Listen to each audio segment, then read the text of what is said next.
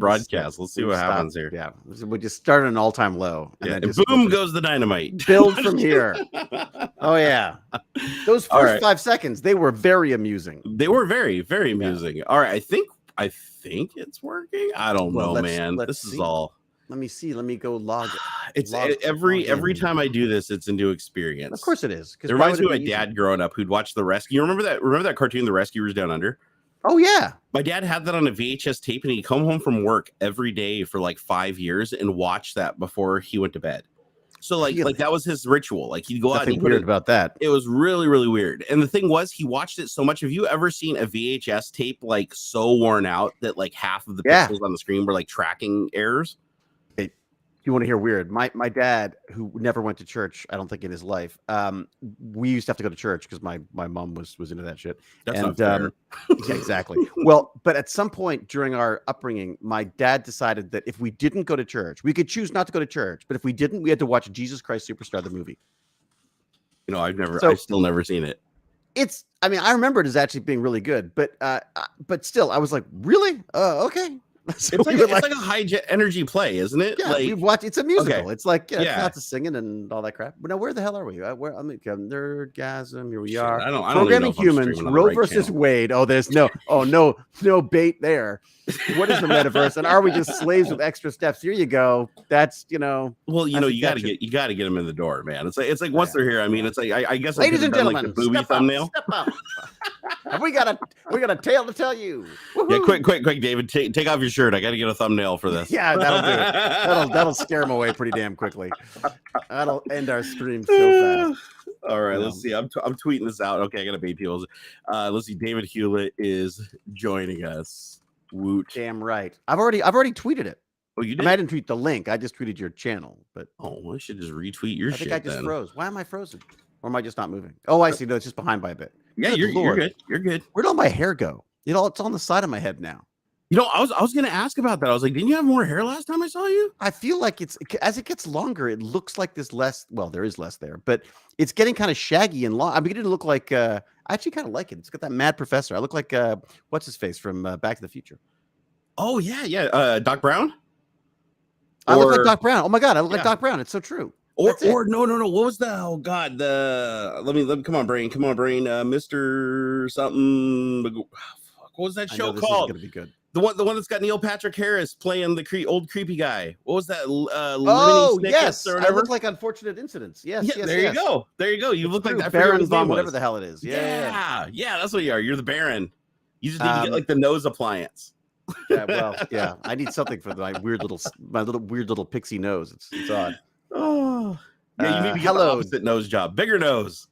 Go bigger and bolder. If I got a bigger nose, would it make my body look smaller? It probably would. It could work. I thought the same thing. I don't think I'm fat. I think I just got a tiny nose. I mean, honestly, that's the problem. Yeah, it's like it's all about proportions with the camera, like a bigger right? head. That's it. I mean, not that my head could get much bigger, but I actually have a pretty gigantic head, ladies. You do have a big head. That's true. Up here, eyes up here. Yeah, you do have a big head. That's true. I don't have a big head. I just got I got big head. Yeah, you know what they say. Profile. Big head, big hat. Dude. Lemony Snicket. That's it. I look like freaking Lemony Snicket. Yeah, you're the Lemony Snicket Baron guy. I wanted to be James Dean. I end up being like freaking Lemony Snicket. Hey, you take it. You take it and you like it, sir. I'm like Phil Collins with shaggy hair. Dude, Facebook has the dumbest interface of all the social networks by far. But here's the weird thing is more people, for some reason, there are more people like interacting with me on Facebook than any other platform. Really? Yeah, I would have thought Twitter would be the one. Nope. I get more like back and forth on Facebook, and I realize I'm never on Facebook. I always just sort of post to it like as one of the many type thing. Yeah, I'm kind of the same way. Say hi. I just popped on there recently to sort of like answer a couple of people and stuff, and all of a sudden I'm like, Jesus, there's actually more people here than there is anywhere else. So I don't know. Maybe I should start giving a little bit more attention because Twitter is all but dead. Like the thing is, it's like, but the people that respond on Twitter I think it's a higher quality response than I get on Facebook. Like on Facebook, I feel like I get a lot more garbage responses. On Twitter, it seems like it's curated a little better. I like Twitter because I meet people. Like I think we all met because of Twitter, basically. Yeah, I mean, that's why I love it, but because I get to chat with people who like Gimpy G, for God's sake. I mean, we met. Oh no, I guess we met Gimpy G on this, didn't we? That's right. Well, you introduced me to Gimpy G. So where did you first meet him? On this chat. Really? Yeah. Remember, someone was saying they were asking about assistive tech, and you're like, "Well, I don't really do assistive stuff, like particularly." Oh, I always thought and I was like, "Oh my God, that's what I do." Brought him in here. Oh, Yeah. so we met him here, and then you kind of sidelined him after that, or it's my fault. Oh, Blame me. Yeah, you can blame me. Damn, you're supposed to ignore. Oh God, if I had known that, I would have been like, dude, DM's off. Like this guy's, don't make eye contact. Yeah, that's what the mute button's for, man. Once you pull him in, he grabs your soul, and you can't do nothing. No, because I'm such a nerd about the assistive tech stuff. I love assistive tech. So you get me going on that, and I'm like, yeah. And then he pulls at your heartstrings because, like, his house burns down in the middle of a live stream. It's like, or as I put it, he burned his house down in the middle of a live stream. He did. Yeah. I was thinking about it. Gurney stole all his viewers. Yeah, exactly. No, I was actually thinking about it, and I was like, you know what? I bet you he burned his own house down for clout. Like, I was thinking about it, like with the Trevor Jacob thing and everything, crashing the airplane and stuff. I'm like, you know what? I bet you Gimpy isn't even a gimp at all. I bet you that he sits in that chair and turns on the camera and poured gasoline. He got up, walked around, poured gasoline on everything, then sat down, got comfortable, and turned on the camera. And the guy in the chair. The guy in the chair. Yeah, I could see it in one of those, like, in one of those the crime dramas. I bet you he doesn't have a nephew. I bet you the guy that saved him was a paid actor. I bet you. It's all I'll tell you though, I've been playing Magic with him. So we were playing Magic the Gathering back and forth, and he was just kicking my ass. It was just so embarrassing. And I could hear this like slight sympathy in his voice. It's like, oh, poor mortal. And so we started, and then by accident, I booted him out of the game and ended up having a game with someone else that I thought was him at first. And of course it wasn't, but he started helping me play. That's all we do now. He's like my magic assist. And it's so much more fun because I think for him too, because he doesn't have to just watch me grovel the whole time. We stand a chance of winning. So it's been actually really fun. I've sort of found a renewed joy in Magic the Gathering, although I still feel guilty playing games. I feel like I should be doing something more productive. Well, I haven't played the Magic the Gathering like online game. What's that? Is it just like the card game? Yeah, it's really, I got to say, it's really good. And to credit to where credit's due, I got Gimpy G into Magic.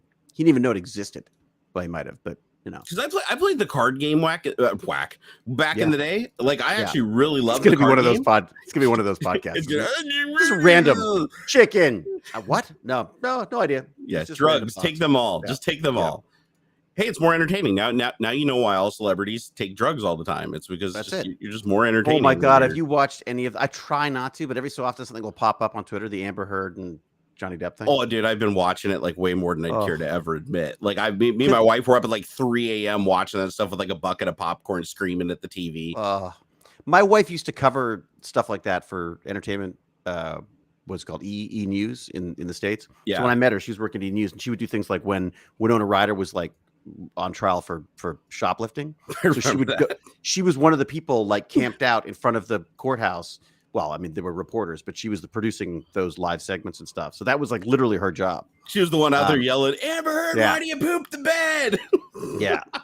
I mean, it's oh God, yeah. You know what's weird about it? The thing that I found the most compelling, because I've watched a lot of trials over the years. Like the O.J. Simpson trial, and in the O.J. Simpson trial, nothing else is coming to mind. But anyways, there's something about celebrity trials that's just weird because they're actors. They're both actors.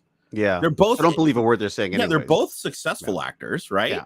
They lie for a living. Yeah, it seems more like, it's less about like what happened, and it's more about just who is the better actor. But at the same time, it's like there's obvious things. A bit like, they're both like doing some bad crap. But there was a term that my friend used that I think it was Crow Scratch who said when he was in some kind of a relationship therapy thing, and the therapist said, for some people your teeth fit their wounds. You know what I mean? Like the wounded people or the people find people that can actually that they can sort of sink their teeth into, and that's what they want, type thing, or vice versa. These people find broken people find each other, basically. Like no, I 100% believe that. Yeah. I 100% believe that. It's the it's that whole mantra of was it like misery loves company? Yeah. No. And God I knows totally I'm what you're talking miserable. about. It's like actually my aunt growing up. I had an aunt that was like she had what? Let's see. So her first husband, super abusive, who's my mom's brother, super abusive drug dealer, ended up getting murdered in front of his like 4-year-old son over a bad drug deal in his living room. She ended up getting remarried to a guy who was basically like this like guy that made shoes and LARP.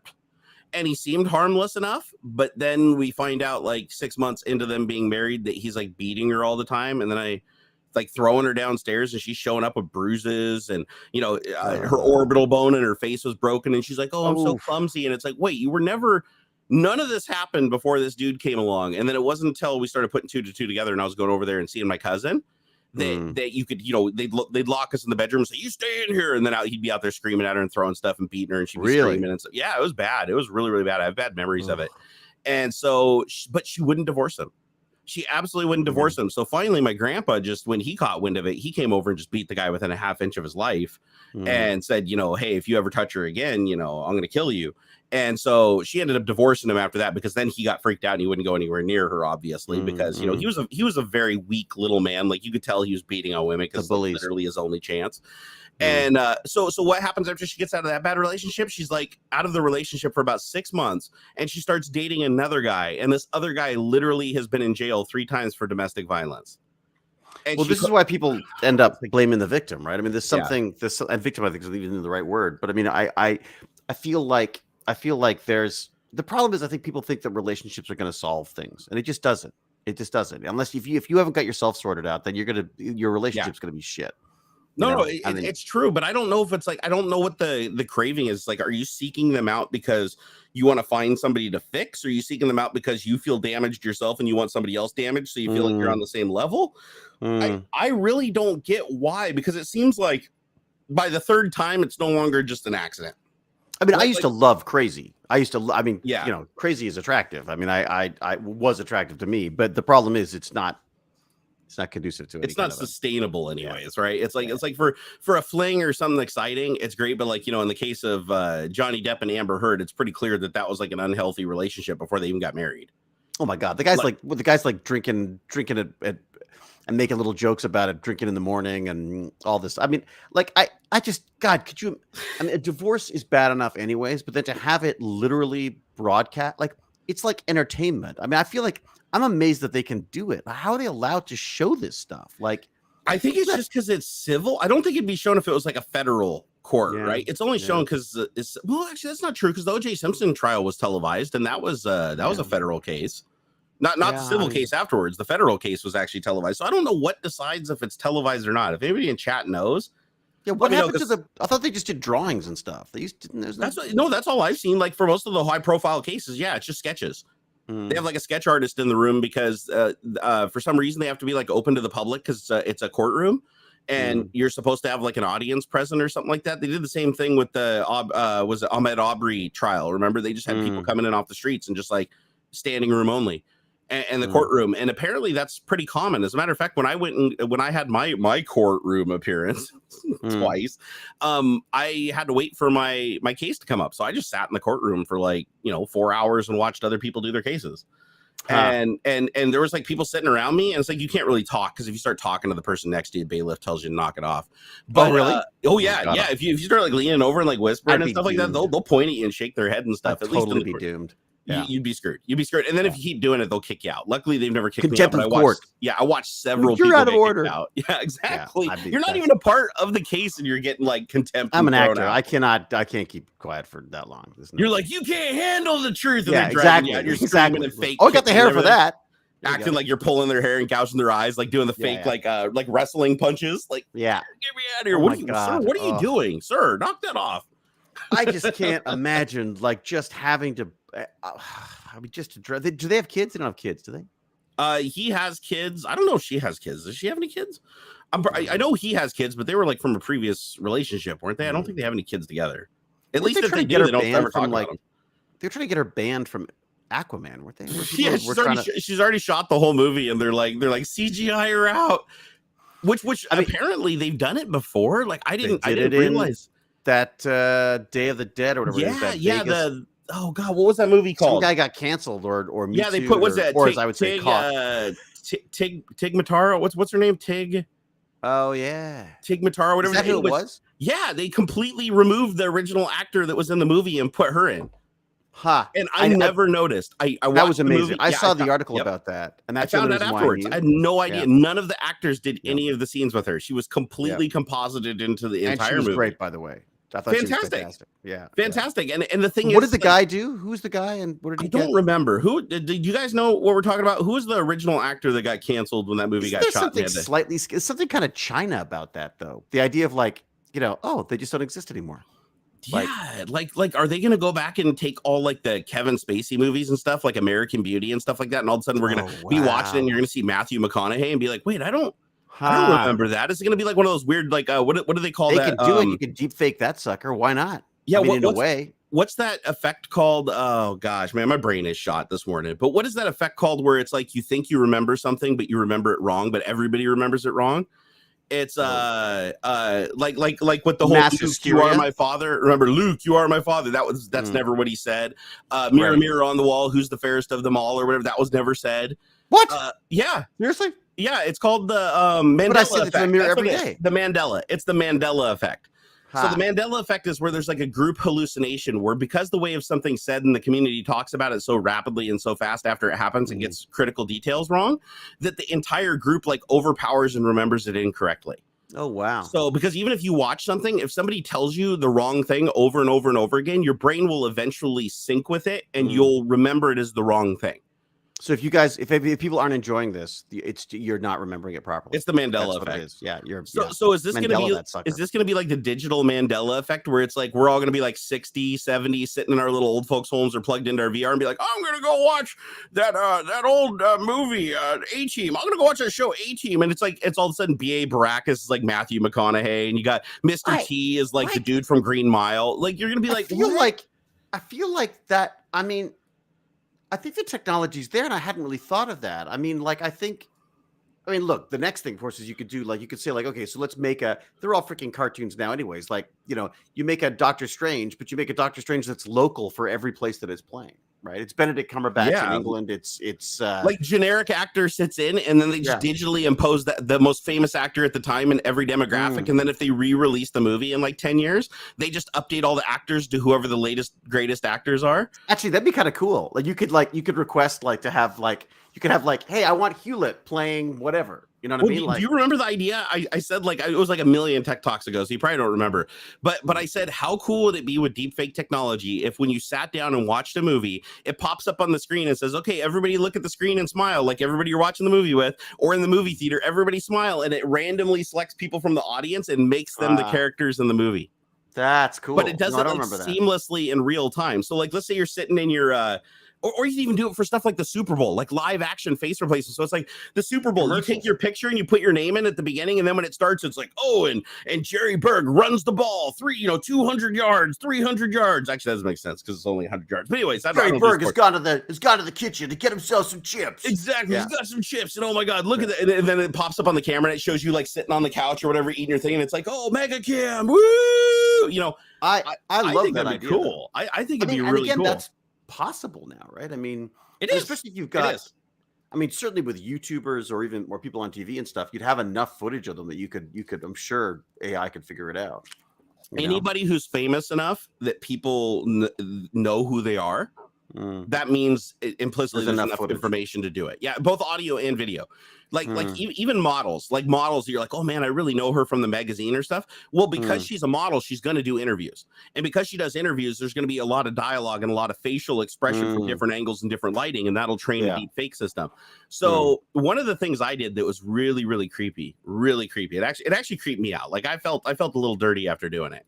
That's saying something. That's saying something because I don't get squeamish. Like I'll do. Right. So that's like Two Girls, One Cup. I was like eating popcorn and stuff and laughing, but not really. I almost threw up the first time I watched that.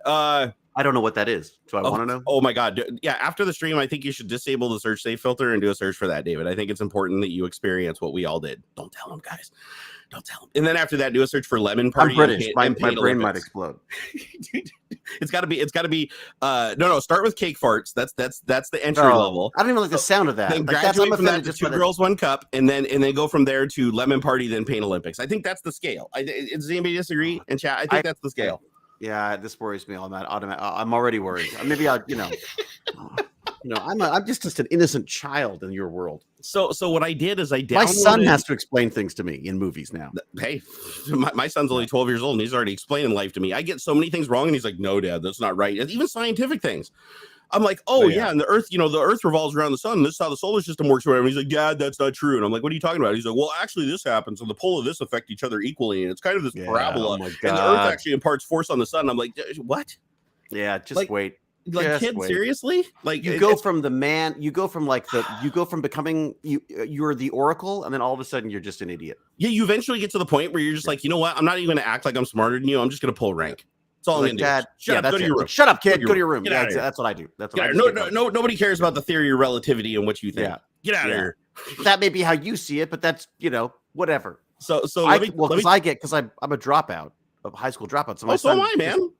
So my son just keeps saying like, "Oh yeah, how was your grade 9?" I'm like, "Do you want to be a YouTube celebrity or a Twitch streamer? Just drop out of school, kids." He called me 14% the other day because I got 14% on a geography exam once. Oh, mean. That's just rude. Did you smack him? Did you smack him? Use a bag of oranges if you hit him because it doesn't leave bruises. I heard. Yeah, that's it. With the phone book. It's hard to find them anymore. Yep. Exactly. Yeah. Hey, I am me. Thank you for that $20 super chat. That is hella nice. He said, "Oh, come on, David.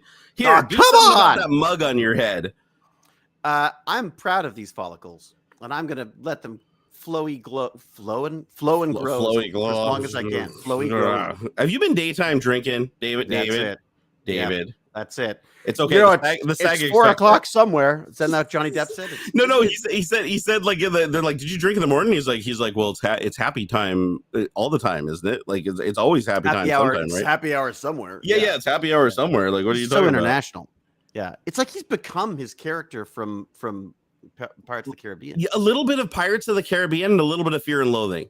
Oh my God, yeah. I feel like there's a little bit of a crossover there because it's like Jack Sparrow was just drunk, but Fear and Loathing was like doing drugs and stuff. And he's up there like, I loved it when he had like the little box that was given to him. It's like, "Didn't you put cocaine in that box?" And he's like, "Well, it was a box, and I suppose you could put cocaine in there."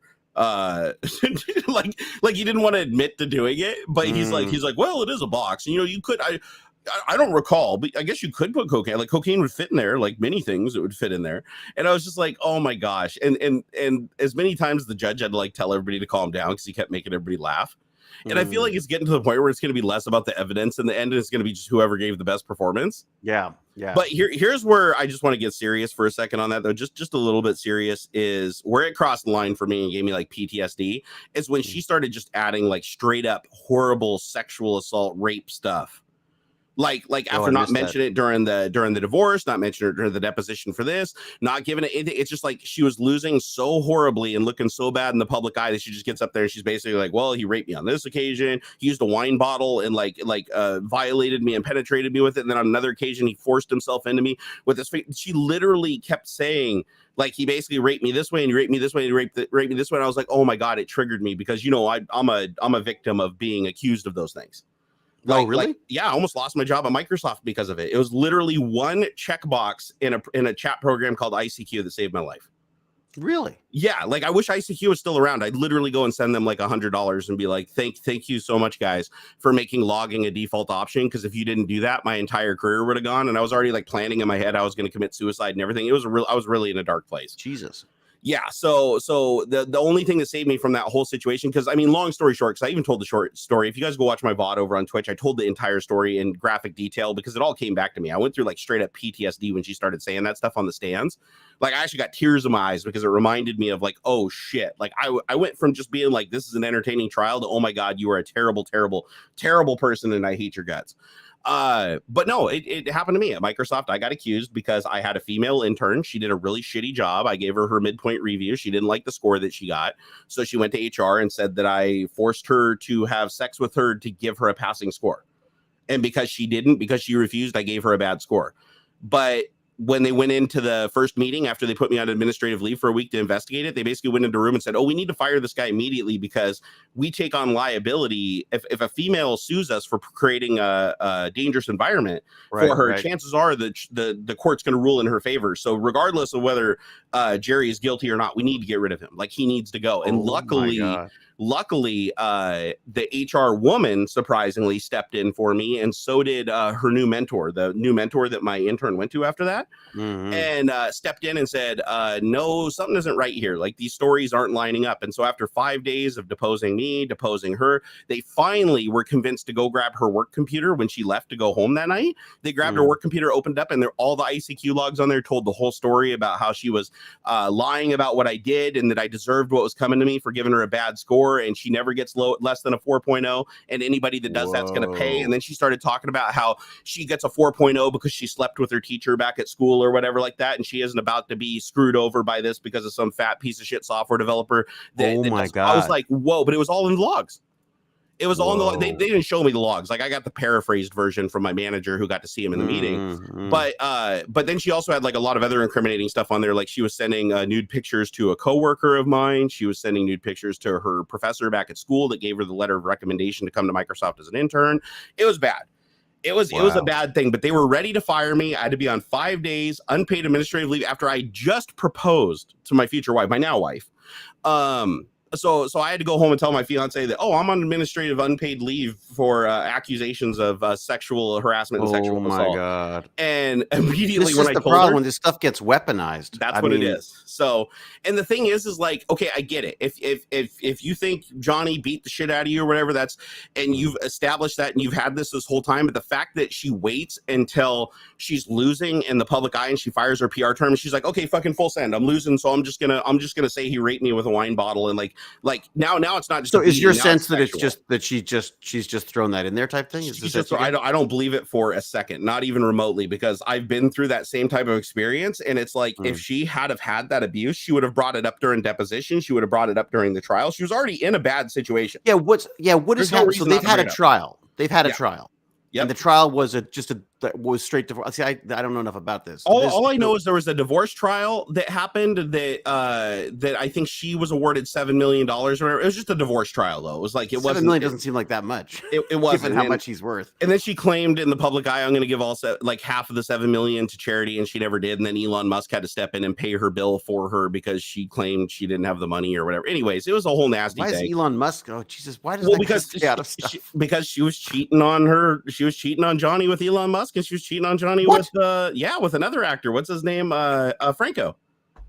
What? Yeah, she's been around a little bit, bro. Like, she's not, and I'm not saying that's a bad thing. She can sleep with whoever the hell she wants. She can, but the weird thing was, and so they got they were asked to be deposed for this civil trial, but they declined. So Elon, you allowed to decline on that? I guess it's civil. So I guess you can. So Elon didn't want to give a statement, and Franco didn't want to give a statement. They both declined because she summons them, not Depp, but she summons Franco, them to by her the defense. Way? The James Franco? James Franco. He's creepy. He really is. And Elon Musk and her apparently were on and off for like 2 years. Like, it was a public thing. It was well known, like in the public eye. Like there was lots of Instagram posts and stuff of her with him, and with lipstick kisses on his face and stuff, and him. She's got to be like so pissed off. It's like, God damn it. I thought Johnny was a billionaire. Yeah. I really thought that he was going to come to my aid, and Elon's, no, I'm buying Twitter. Yeah. You need to just leave me alone right now, lady. Yeah. He's buying Twitter just to keep Amber Heard off it now. Then that's basically that's what he's doing. He's like, oh man, she's going. What can I do to take over the news cycle? No, he's rich enough for all of his girlfriends to disappear from social media. He could basically China all of his ex-girlfriends. I suppose. Elon Musk is literally buying Twitter as a money printer. That's what it is. It's like people say it's a bad investment. Like, I've seen so many people go, oh, this is a bad investment. He's just doing it because he can. Mark my words. He is going to make more money owning Twitter than any other venture he's ever done. Not directly from Twitter. I'm talking about from using Twitter, from positioning Twitter and using Twitter to circumvent the FTC and the SEC to manipulate stocks and cryptos, because Elon is big into crypto. Like, Elon is, he's already cornered Dogecoin. He basically owns it. I can't believe he's allowed to do the stuff that he does. He says, like, he shouldn't be. I mean, he's not. It's right. And the SEC's got him on numerous occasions. But it's funny. I made a joke the other day that McKay in an alternate universe would be Elon Musk. And And of course, some people were quite offended by that idea. But my concept, the idea was just that I feel like he's so completely about himself. Like everything is so related to his own personal, sense of sort of entitlement, I guess. That I just found it kind of, there was something McKay-ish about it. Maybe not as funny. Well, I was trying to think of what the correlation is between, being wealthy and having power versus being like an average person that's just like getting by and has like a normal life. I'm not talking about you're struggling, but like average, like a middle class person. Like what is the separating characteristics between those people that are like the super wealthy and the middle class? And the one thing that I noticed, and again, not always, this isn't overarching, this is average, right? Yeah, family's a big part of it. I mean, none of those billionaires are. I'm not talking about inherited wealth either. Or families. No, I get the inherited wealth aspect. Like that's definitely, and Elon definitely grew up with a lot of money to start with. You got people like Trump. He had a lot of money to start with. It's like, there's the Bill people Gates to some extent. Bill Gates, right? Even, right. They're rich because they started rich and they got richer. But the one trait that I noticed is you don't really get that rich and stay that rich unless you're a huge narcissist. Yeah, that's the one thing you notice. Like same thing with Bill Gates. Like people that see Bill Gates from the outside are like, oh yeah, he's a super philanthropic dude, and he is to some extent now. He is now, but back in the day, no, dude, he was a monster back then, man. Like Steve Jobs used to say that he was evil. Steve Jobs said that Bill Gates was. We're talking about Jobs, man. I mean. And I think people get older, they mature. He's definitely mellowed in his old age, and I love that he's doing what he's doing now. But I love the fact that you can get to a point that you could be so rich that it's more entertaining to you to save the planet and people than it is to make more money. I wish Elon would get there. I think the thing is though, is like a common trait that's required to get that wealthy is you can't care about other people because that becomes your Achilles heel. That can be used against you to hold you back and your competition can get ahead. Like you have to be willing to say, I will do anything. Like you can't publicly make it known that you have a weak spot. I will do anything. Like if I have to flush somebody down a toilet, disconnect from somebody, ship them to the other side of the planet, send them to Timbuktu, whatever it takes. If that's what it takes to keep Bezos from passing me and to keep Gates from passing me, I'm going to do it. If I have to manipulate the SEC, do the math, right? It's like, okay, the maximum fine they can level against me is $20 million. The least amount that I can make from breaking the law is $300 million to $2.4 million. Okay, it makes sense to do this. Even though the public might look at it as, okay, you broke the law. It's going to be on your record that you broke the law. It's still beneficial enough to you and it moves that needle. And then remember, it's exponential. So the more money you make, the easier it is to make the next lot of money. It doesn't. Well, and the more power you have, the more control you have. I mean, this is the problem with Russia as well. Right? We've got oligarchs here as well. The same way. Totally, 100%. Yeah, we call them something different, but they're still absolutely oligarchs. And I'm sort of torn on it because I do feel like you should be able to, like, why shouldn't you be able to succeed? But at the same time, I feel like we do tend to sort of celebrate these sort of socio-psychopaths. It's like, how do they do it? I remember people talking about Harvey Weinstein. Yeah. Okay. So Harvey Weinstein, the thing about Harvey Weinstein, he did not take no for an answer, and people praised him when he took that from a business perspective. They praised him in the way of the way he conducted his business deals. When it was women, all of a sudden it's like, well, that's wrong. It's like, well, then you can't praise someone for saying you can't say no. That's the problem is they become emboldened, right? It's like every time. It's just like when you're a child, right? How do you find your boundaries, right? You break the rule, you push the boundary, and you see what the response is, what the pushback is, right? And what you're being modeled by your parents and stuff. Exactly. So if you're a huge billionaire, the only way that you're going to find out like where your limits are is to exceed them. Like just like when you're a child, it's like you have to try something to be like, if I'm not 100% sure that this is going to end really, really poorly, I got to at least try. And then it's easier to ask forgiveness than permission. If it goes horribly wrong, let's say Elon did the SEC no where he basically had Tesla private and then he was IPOing public and then tweeted out the thing going, oh, the Tesla stock should be $700 or whatever when it IPOs or whatever he said, and then which everybody does with Dogecoin. Yeah, so then everybody goes and mass buys it in the pre-sale and it IPOs and it's way higher than it should be, and then it just runs away because of the rampant speculation that he started. It's like when he did that, he was probably thinking to himself, he's like, he knew it was wrong. Like he knows, he's Elon Musk, right? He knows that's a big no. As a matter of fact, he keeps repeating the same mistakes over and over again. So he knows he's not supposed to do it, but he does it. And he's even flagrantly said in interviews that he doesn't respect the SEC and he really likes pushing their buttons and giving them a bad day. Like he lives to mess with the SEC. And he does that, but the thing is, let's say it went the other way. Let's say that he did that publicly. Everybody did the pump and dump. It ended up screwing a lot of his fans, which he didn't, because his fans went along for the ride. That was part of it, as he was enriching his audience also. But let's say everybody thought that it was a really bad move, and everybody started trashing him on social media, and every news outlet was like, "Oh, he's this terrible person that abused it." I think they will eventually. Honestly, I think these they will things have cycles. I mean, they exactly. But if they had have done that, all he would have had to do is come forward and say, yeah, that was a really stupid decision. Like, yeah, I'm not going to let that happen again. I really learned my lesson. Hey, thank you guys for holding me accountable. That was really good. And then everybody would be like, oh my God, he growed and he learned. Woo! And here's $10 million I'm going to give to charity. And that is like a drop in the bucket. Actually, that's the biggest thing that we got to watch out with for scams now, is the whole get out of jail free card by giving blood money basically to charity. But this happens all the time. Crypto is the biggest abuser of this. Like, for instance, what was it? Tether. So there was the Tether scam. There was the SafeMoon scam. Every single time they got called out of a scam because it was a pump and dump. They're always the same scam too. That's the thing that people think that they're like, oh, they're changing some things. No, it's always the same scam. Copy an existing coin, bring it online, hype it, lie about it, get everybody to buy it, dump it, drive the price to zero, and let it just crash and die.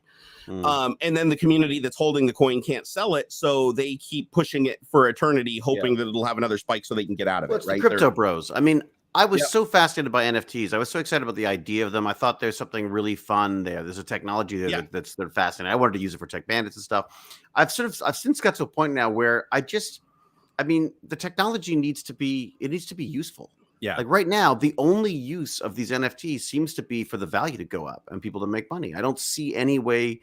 It just seems like, I hate to. What sucks is hugely useful. It's hugely useful. No, I think there is some technology there that's incredibly useful. Yeah. Yep.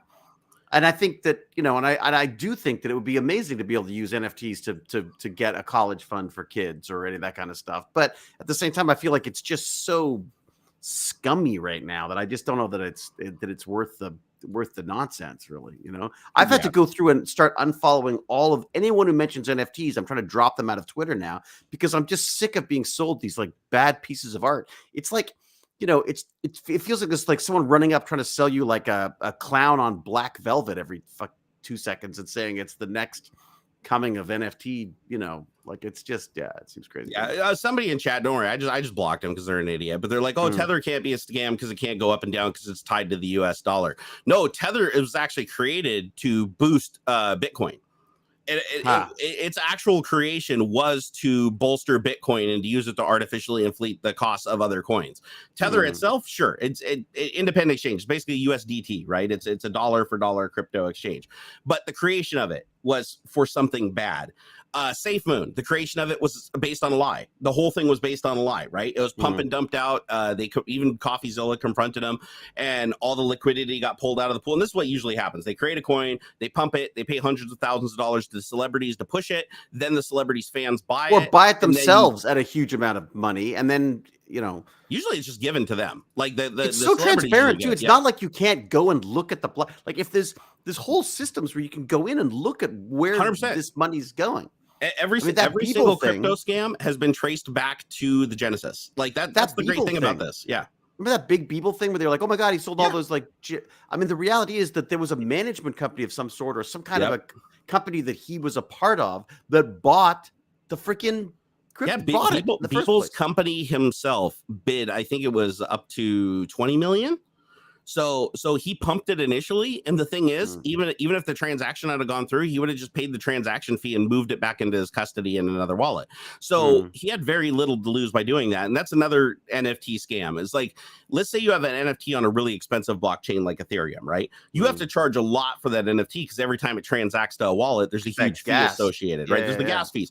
But the big new scam, like with a lot of these fly by night NFT sites, is use a blockchain like Raven Coin or something. Sometimes they'll just pick up new blockchains as they become available, and they're like, oh, the transaction fees are like 0.0001 cent per transaction. So what people do is they throw a bot network on it that they pay, and the bot network buys the thing up until it's worth like $5, $10, $15, $20, and then they'll say the transaction history, oh, it was bought, it went up, and then all the other investment bots go, oh, this is a good investment because it listed for less than a penny and now it's worth $40 inside of a week. And so then what they do is they go buy it. And then when they buy it, they put it up Everyone for a higher goes value. Somebody else buys it for the higher value because they look at the trended history and they're like, oh, it's following this arc. Well, so look it's at probably that going to tweet. continue. That first tweet that was sold for like millions of dollars. Now the guy's like, $100? 50? Like they're struggling. Yeah, there was actually a really funny one where somebody sold an NFT that they created themselves. This was the exposed NFTs, right? They created an NFT that was just a pixel. It was just a single pixel, and they sold the NFT, I think, for $500 million. And I can't remember which blockchain it was on, but they did it through a legit site, like a legit site. They sold it for like $500 million. And they said that the way they did it is all they did was create another account. They created another account. They funded it with the 500 million, whatever units were of currency on that platform. And then they just moved it over, and then they just transferred it between the two wallets. Yeah, just keep putting it. So they basically just kept buying it back and forth and buying it back and forth and boosting the value. But realistically, if you looked at it, it wasn't $500 million. It was like $35. But this is people buying stuff they don't understand. And that's my frustration. I'm like, and then they throw up their hands and go, oh my God, it's all a scam. It's like, it's a scam first off, it's a scam if you don't understand what you're getting into. And I don't like this sort of nanny state approach where you say like, oh my God, we can't let people do this because they're just getting ripped off. It's like, well, but people have to take responsibility for their own financial decisions on this. Totally. Everyone thinks they're going to get rich quick. Everyone wants to get rich quick. You know, there is no way to do that. I mean, like it happened. Yes, it's the odd, weird asteroid hitting the planet type of odds. But if that's how you spend your life, just trying to hoping that you're going to suddenly win a lottery type thing, it's just I just find that pathetic. It comes down to two categories, right? It's either intentional wealth transfer or random wealth transfer. So random wealth transfer would be the lottery, right? If you win the lottery and you get a bunch of money, that money had to come from somewhere because there's a finite amount of wealth. So that money came from everybody else that bought a lotto ticket and they didn't win, right? Yeah. So it's like you got the money. So it's like that money didn't come from like an organization or a company. It was, and as a matter of fact, they made money doing it because they keep a cut, like is the casino. They're the house, right? That's what the lottery is. So that's like the whole accidental method where it's like you're just trying and you might hit it big. And NFTs could be seen as that kind of like, okay, maybe I buy an NFT that becomes a huge meme or something like that, and somebody buys it for $500 million to brag about it in their rap video. Like it could happen. It's unlikely, but it could happen, right? But then there's the directed wealth transfer, which is where you start looking at it as a con man or like a multi-level marketing scam. Yeah, it's a pyramid scheme. Yeah, it's a pyramid scheme where it's like now instead of everybody just putting in their thing and seeing who might get rich, one person knows what they're doing. Everybody else thinks they're entering into a lottery like situation, but you know that you're the only one that wins. Yeah. No, and that's what most of these scams are, is basically leading people to believe. Like one of the biggest scams was like Steve Will Do It, or the Wilkes Boys or something like that. They were running a scam where they were doing this. They were giving away like this they were giving away Lamborghinis. And they gave away a Lamborghini. And then ironically, like another channel in their organization gave away a Lamborghini. And then one of their partners gave away a Lamborghini. And somebody did the research looking at the VIN numbers of this, and it was the same Lamborghini. The same Lamborghini got given away like 3 times, and the winner of the Lamborghini was always somebody who nobody knew who they were. They could never get a hold of them. They could never confirm they took delivery of the Lamborghini, or the Lamborghini was actually re-registered and signed over to an individual, but that individual was associated with the organization and had some kind of monetary transfer for basically holding the vehicle and appearing that they won it. And but people want to believe it. They want to believe that they can get the Lamborghini. So people are like, oh man, I'm going to buy a $10 ticket, or I'm going to buy a shirt because every shirt is an opportunity to get it. And so, and then they don't realize it's like, okay, well, 1 million people buy a shirt, and they're like, okay, well, I have a 1 in a million chance to win the Lamborghini, which already, I mean, they'd be profitable if they did that. But then they're like, you know what? We really don't have to give away the Lamborghini because who's going to really know? Like nobody's really houses. People do it with houses as well. They buy houses. They were flipping houses. There was a whole thing about you put lipstick on the pig, you sell it again. Exactly. I mean, I've always maintained that there's if you want to speculate in housing, then you need skills to do that. It's not, I mean, yes, people can make money, but then as soon as the house market collapses, then they go crying to the bank and say, hey, you got to bail me out because you're making me pay a mortgage on a house that's not worth that much anymore. I was like, well, you're not paying the banks extra money when you're paying less than you would. Real estate brokers are like I buy houses I want to live in. That's what I buy. I buy houses that are good for me. I fix them to work for me. I don't fix them for resale. I don't know enough about it. I've done very well with houses, but only because I've just bought houses that we wanted to be in. And I guess if I want to be in them, someone else wants to be in them. I mean, that's, Well, the housing market is actually a good investment because it's like, okay, everybody needs a place to live. There's always going to be more humans being created. If all goes to shit, you've got a roof above your head. That's what your head. It's like, even if you can't afford a house, somebody else still needs to buy that house and do something with it. Yeah. Like it's going to be very rare for a house to just sit and do nothing for a long period of time unless it's grossly appreciating in value, which unfortunately does happen. It does. That sort of makes sense. If there's like the less land there is to buy, the less, the more a property, an area picks up or whatever. But well, one of the greatest investments you can do is if you can get to a point where you can buy a house even with a loan, is buy that house and then rent it or lease it to somebody. So you buy the house and you rent it to lease to somebody, and you lease it to them for $1,000 over what the mortgage payment is. Yep. And then what they do is they pay the mortgage. So you're basically the house. You're not paying anything for the house. Yep. You're pocketing $1,000 every single month that they're living in that house but the house is paying for itself.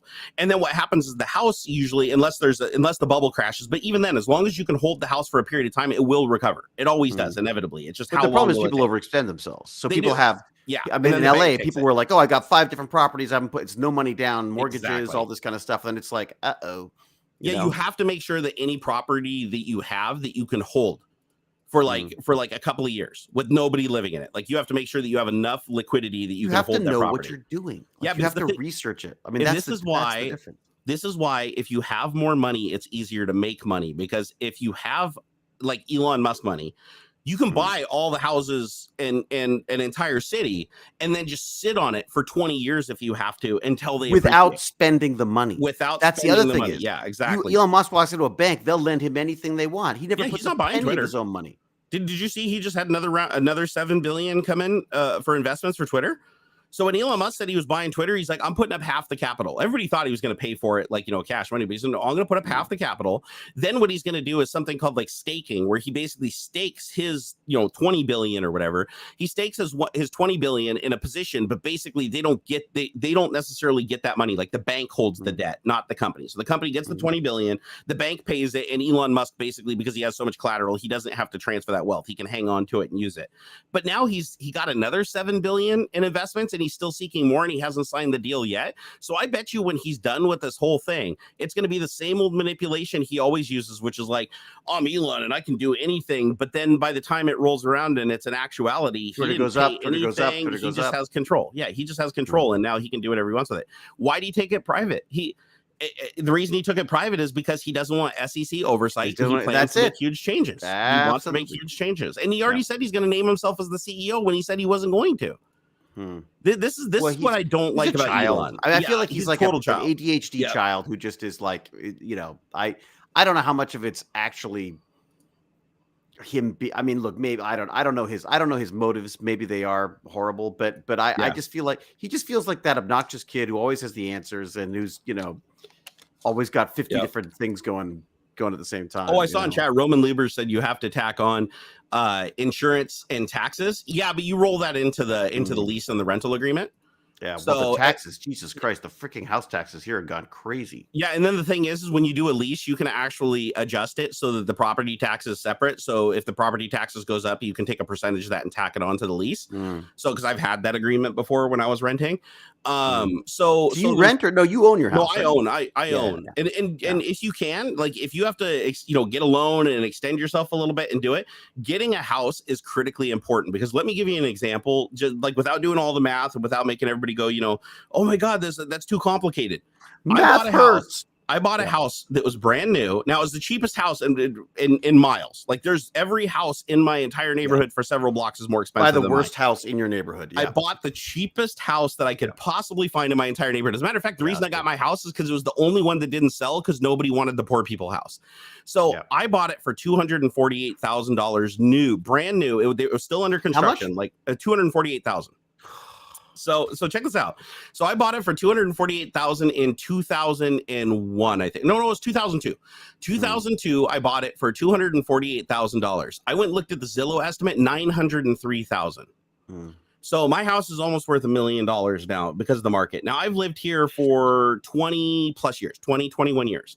And if you move, you're gonna have to pay that much to get a new house. So. Well, that's the thing is if you move, but here's what people will do, right? And I saw a guy that did this. Is if I sold my house today, and I don't want to do this, I'm not going to do this because I have a child and there's a whole bunch of complications. But if I was single, what I would do is I'd sell my house right now for $1 million. I'd put it on the market for $1 million. They'd talk me down to 950,000. I'd sell it, and then what I would do is take all of that money and I would turn around and invest it, and then I would just go get an RV and live in an RV for like a year or two. And then while I live in that RV for a year or two, the market, the market, and a nice RV. You get a nice RV. You could rent a nice RV, drive around. It'd be freaking great. And then what you do is you wait for the bubble to pop. It might be 2 years, it might be 5 years. You live in your little RV or your boat or whatever. Don't recommend boats; those are money pits. But you live in your little RV, and then as soon as the market crashes, and it becomes a buyer's market, you basically go in and underbid on a whole bunch of different properties and say, listen, this is this cash transaction. Like I will buy your house straight up, no debt, no accrued interest, nothing. Like I am just going to buy the house, and you could buy that house and move into it and get twice the house for half the money. As a matter of fact, same thing happened with my neighbor. So my neighbor's house got sold. I think it was 5 or 6 years ago, when we had a big bubble burst, like where the housing market just crashed. My house went down from like, I want to say it was 600,000 at the time, and it went down to just over 300. So the neighbors bought in LA during the crash.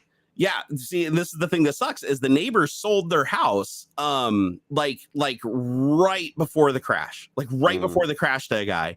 He came into it, he couldn't afford it, so he sold it and put it on the market for half what he paid for it and took a bath on like $250,000. I saw that happen a lot. That was so our place in LA that we bought was a lovely little house. We got it because we wanted the house. And my wife's like, you are never going to see a house under $1 million in Santa Monica again. So, you know, and now it's worth 1.1 million. Like the house next to me that somebody bought back then for like 350 grand.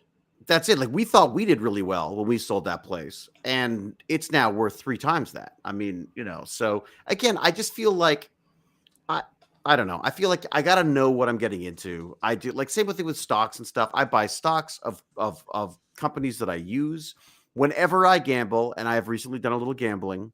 It's a disaster. You know, I tried to buy Netflix while it was low.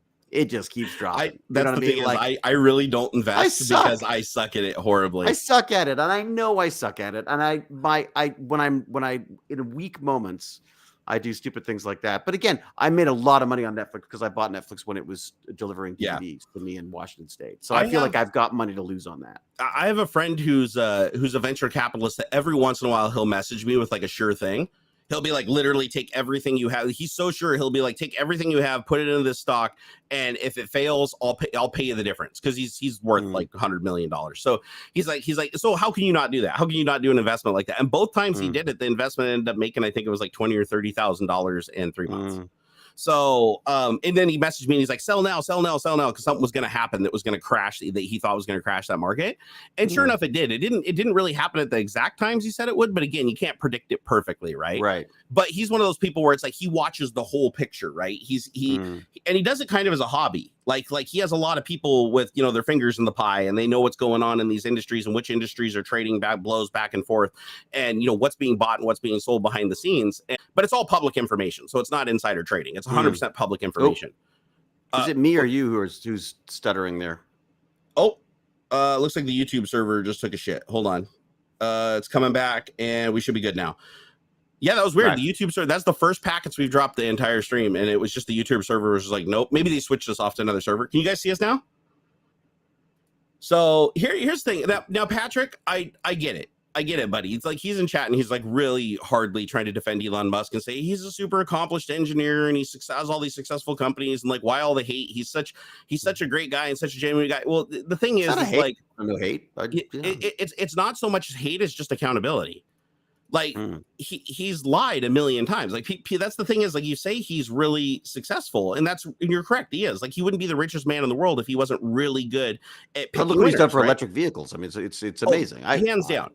But also, he almost ruined electric vehicles. Yeah. People don't ever tell that story that he almost ruined electric vehicles. When he came into Tesla, when Tesla named him as the CEO, because again, a lot of people don't understand, he didn't create Tesla. Yeah, he was brought into Tesla because he was doing SpaceX. He was brought into Tesla to basically like rearrange the company, and then he created the new the Roadster. Remember the very first Roadster, the Tesla Roadster that was on Top Gear? So he was the one that pushed that, and he pushed it to market so fast that he knew the brushed motors were fouled. He knew that the 2-gear transmission was floppy. He knew the batteries weren't going to last long, but he pushed it to market anyways because they were running out of capital and they had to ship a product. Well, when they shipped the product, they all broke and they all came back, and they couldn't handle it. The company couldn't handle it. And it was basically on the verge of declaring bankruptcy and disassembling. And Elon Musk was seen as like the biggest failure in the electric automotive industry. The only reason that Tesla succeeded is because he managed to still pull in all of his buddies that he's gotten throughout the industry to give him another round of funding to have another do-over. And that's when the Model S happened. The Model S didn't just happen. They didn't say, hey, Elon, be the CEO, and he came and delivered the Model S. Just like people at SpaceX are like, oh man, he created the Falcon 9 rocket. They almost went under. SpaceX, like literally they did their last launch that they had funding for, and the rocket failed. It didn't land. So again, he used money from Tesla to get a 4th rocket. If he hadn't got that 4th rocket from the funding, moving stuff around, he never would have been successful, and that never would have taken off. So it's one of those things where it's like his own. So he's a brilliant financier. He's brilliant at financing. That's what he is. He is and marketing. Marketing. He's a genius at getting people together that are really intelligent, and he's a genius at selling ice to Eskimos.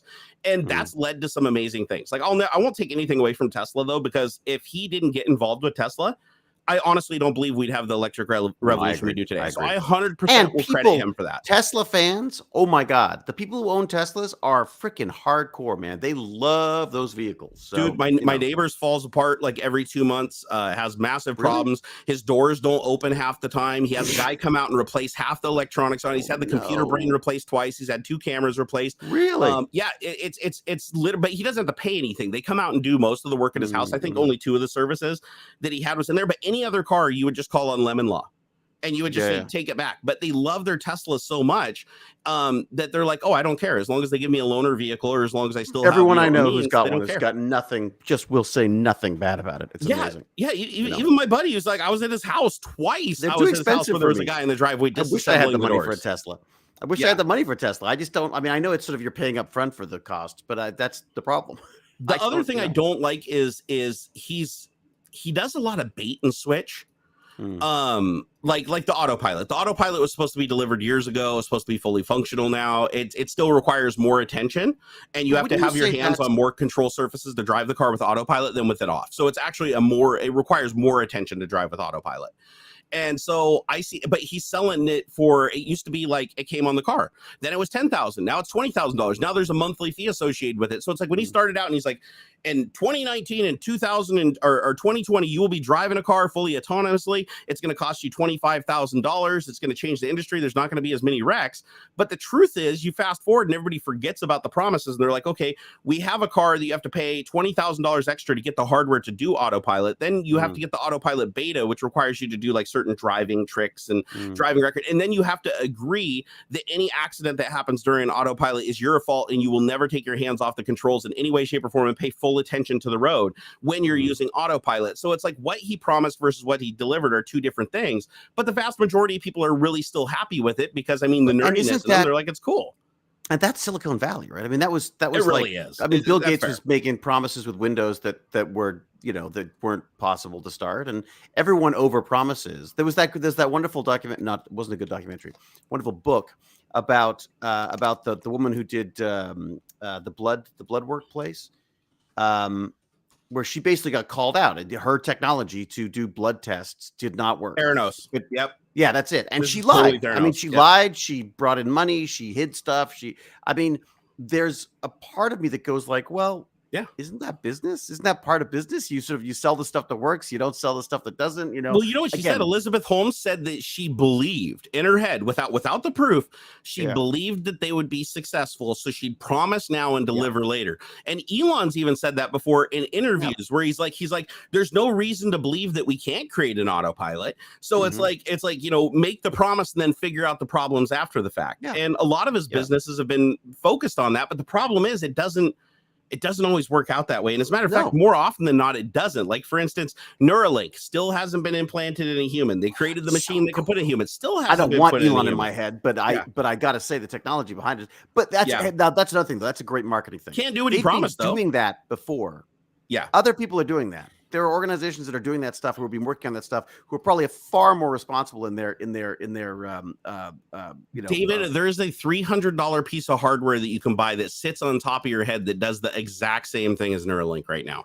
Oh, really? Yeah. I mean, I have the Open BCI, which is the brain computer interface, which is the alpha, the one that records the alpha waves, right? And then you can play it back. I'm not sure what it could do, but the Neuralink, that's all it is. The Neuralink is just a localized alpha wave detector. But it's internal though, right? Correct. I mean, it is internal. Yeah. It's much lower power and it's technically much more accurate. But the thing with alpha waves is you can still, with the external interface, train it right, left, up, down. The things that they demonstrated in the video with moving the cursor or playing the game, that can be done with an external neural interface. See, I'm all for that. The less invasive, the better. Right, right. So, although that's kind of scary too, though. If they can get that kind of information, I'd be curious to know. But Elon will never say that. Like when he does the Neuralink demo, he doesn't go, "Oh, there's already a brain computer or BCI brain computer interface that's on the market for $300 to $800, depending on what you get. A mesh that goes over your head. They have one that's a puck that you put on the back of your head that picks up the alpha waves of your lobe back here, so that you could do things like control, because apparently it's localized to that part of the brain, like control, like thinking left and right and up and down, spatial acuity." And so they already have this thing that you can buy for like $300 that fastens onto your VR headset, and you can have it do things in VR by just thinking about them. But you train it. I think that's these guys. That's it. That is it. Yeah. That is 100% what I was just talking about. So that's 3D printed. Yep. It's Open BCI, amazing company. They put that on my head when I did my sleep study. Years ago, like 10 years ago when I went and did my very first sleep study, they put one of those on my head when I was sleeping because it can actually measure if you're sending the impulse to your lungs to breathe. Sleep. You'll see when you're in REM. You'll see. No, it's amazing, and it's absolutely fascinating. And OpenBCI, you should check them out. I love them. The guys who run, one of the smartest guys I've spoken to is one of the guys who, I can't remember the guy's name who worked there, but he said we were talking about science fiction, and he said science fiction is the first stage of engineering. It's the dreaming stage. And I thought, wow, that's bang on. That's exactly it. You got to dream about this stuff before you make it. Yeah, this stuff is amazing. And this is stuff that I'd love Gimpy G to be playing with, because again, the idea of being able to pick up enough signals to get movement out of stuff. By the way, I saw Gimpy G in the what is it? Whatever the super chat thing. Yeah, no, he's in here hanging out. Oh, Gimpy G, I just saw that he did that $4 super chat. He said, "Hey Jerry, you should give David props. He won 4 out of 5 Magic games yesterday. Not against me, of course. That would have been crazy." I knew there was some kind of a backhand compliment. There was no way it was going to be an actual compliment. Well, Gimpy, it's a good thing you don't play me Magic the Gathering. We win 4 out of 5. He said it was 4 out of 5. Okay, so I've got this. Okay, this is. So wait, you thought it was somebody else? Like you thought you were playing Gimpy, but you weren't? Well, so we were challenging each other, and he was just. I mean, I felt like a small paralyzed rat being played with by a mouse. It was just like, he was just like toying with me. Mouse, I guess. Rat, too big. I'm kind of big, so maybe it's but then so by accident, I thought I had challenged him again when in effect I had pressed play and launched a random thing, and then we started doing this this magic for the assist type thing, and it's great because you're not working against each other, so you can actually talk about the cards and discuss it. Yeah. And I think we should be streaming that because I watched a bunch of like Magic the Gathering streams. They're okay, but they're like a person by themselves, like stroking their cat and talking to the screen. It's like whatever. The idea of like having to be able to like talk through the stuff. What are the best? Yeah. If you want to get into Magic the Gathering, watch Game Nights. Game Nights is great, well produced. Like it's a TV show. And and they bring in great guests. They've, the amazing people come in to play. And it's one of the best. But what might be fun is like if you're ever doing a Magic game, pull me in and I'll do a color commentary for it. Oh, there you go. Yeah, because I don't know a lot about Magic because I haven't played it for a long time. Like I played it back when it was like cards, and it's like I only won a game if I used reverse damage, and then they banned reverse damage, the only card that ever let me win a game. Yeah, I did like a milling. I had a milling deck, which would just basically just make you throw cards away until you died, and it pissed people off so badly. It pissed Gimpy G off so badly that he had to go and make a deck to beat it. Yeah, I once the only game that I was really proud of that I played Magic Gathering was against my friend who literally like made a career out of it. Like this dude traveled around, played games for money. It's like the pro thing is amazing. Yeah, so he gave me a deck. Like I didn't even buy a deck. He gave me a deck, and it had it had that reverse damage card in it.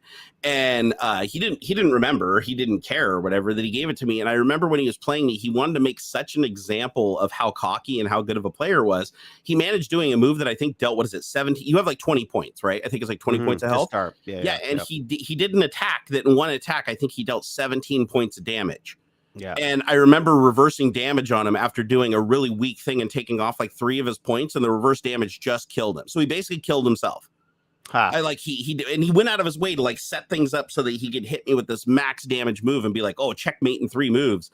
And I pulled that card. And then I don't even think it was a couple of months after that they banned it from tournament play. Yeah. So, and I was like, damn it, man. That's like my only victory that I could brag about at the time was basically like a card that was deemed a cheater card. My kid is really good at it because he's got a great memory. So he remembers all the cards. He knows what they do. So he thrashes me all the time. I'm so ADHD. I'm amazed I can get through a game. But that's one of the reasons why I like playing with Gimpy G is that he plays all the time. I got him into it, but he's been playing all the time. And so he's got a lot. He goes, oh man, this card's bad because of this, this, and this. So it's fun. I really want to play. Well, totally. Oh, so this is the thing I was going to say. Actually, Gippy G, if you're listening, listen. Oh, he's definitely listening. So my local comic book store sells Magic the Gathering cards, except that he hasn't renewed with them for a while because he just basically just sells comic books. And I want to make him an offer and say, okay, you know what? Let us handle Magic the Gathering for you. So Gimpy G and I do our streams. You can come on and do your colorful commentary, and then we'll sell Magic the Gathering cards.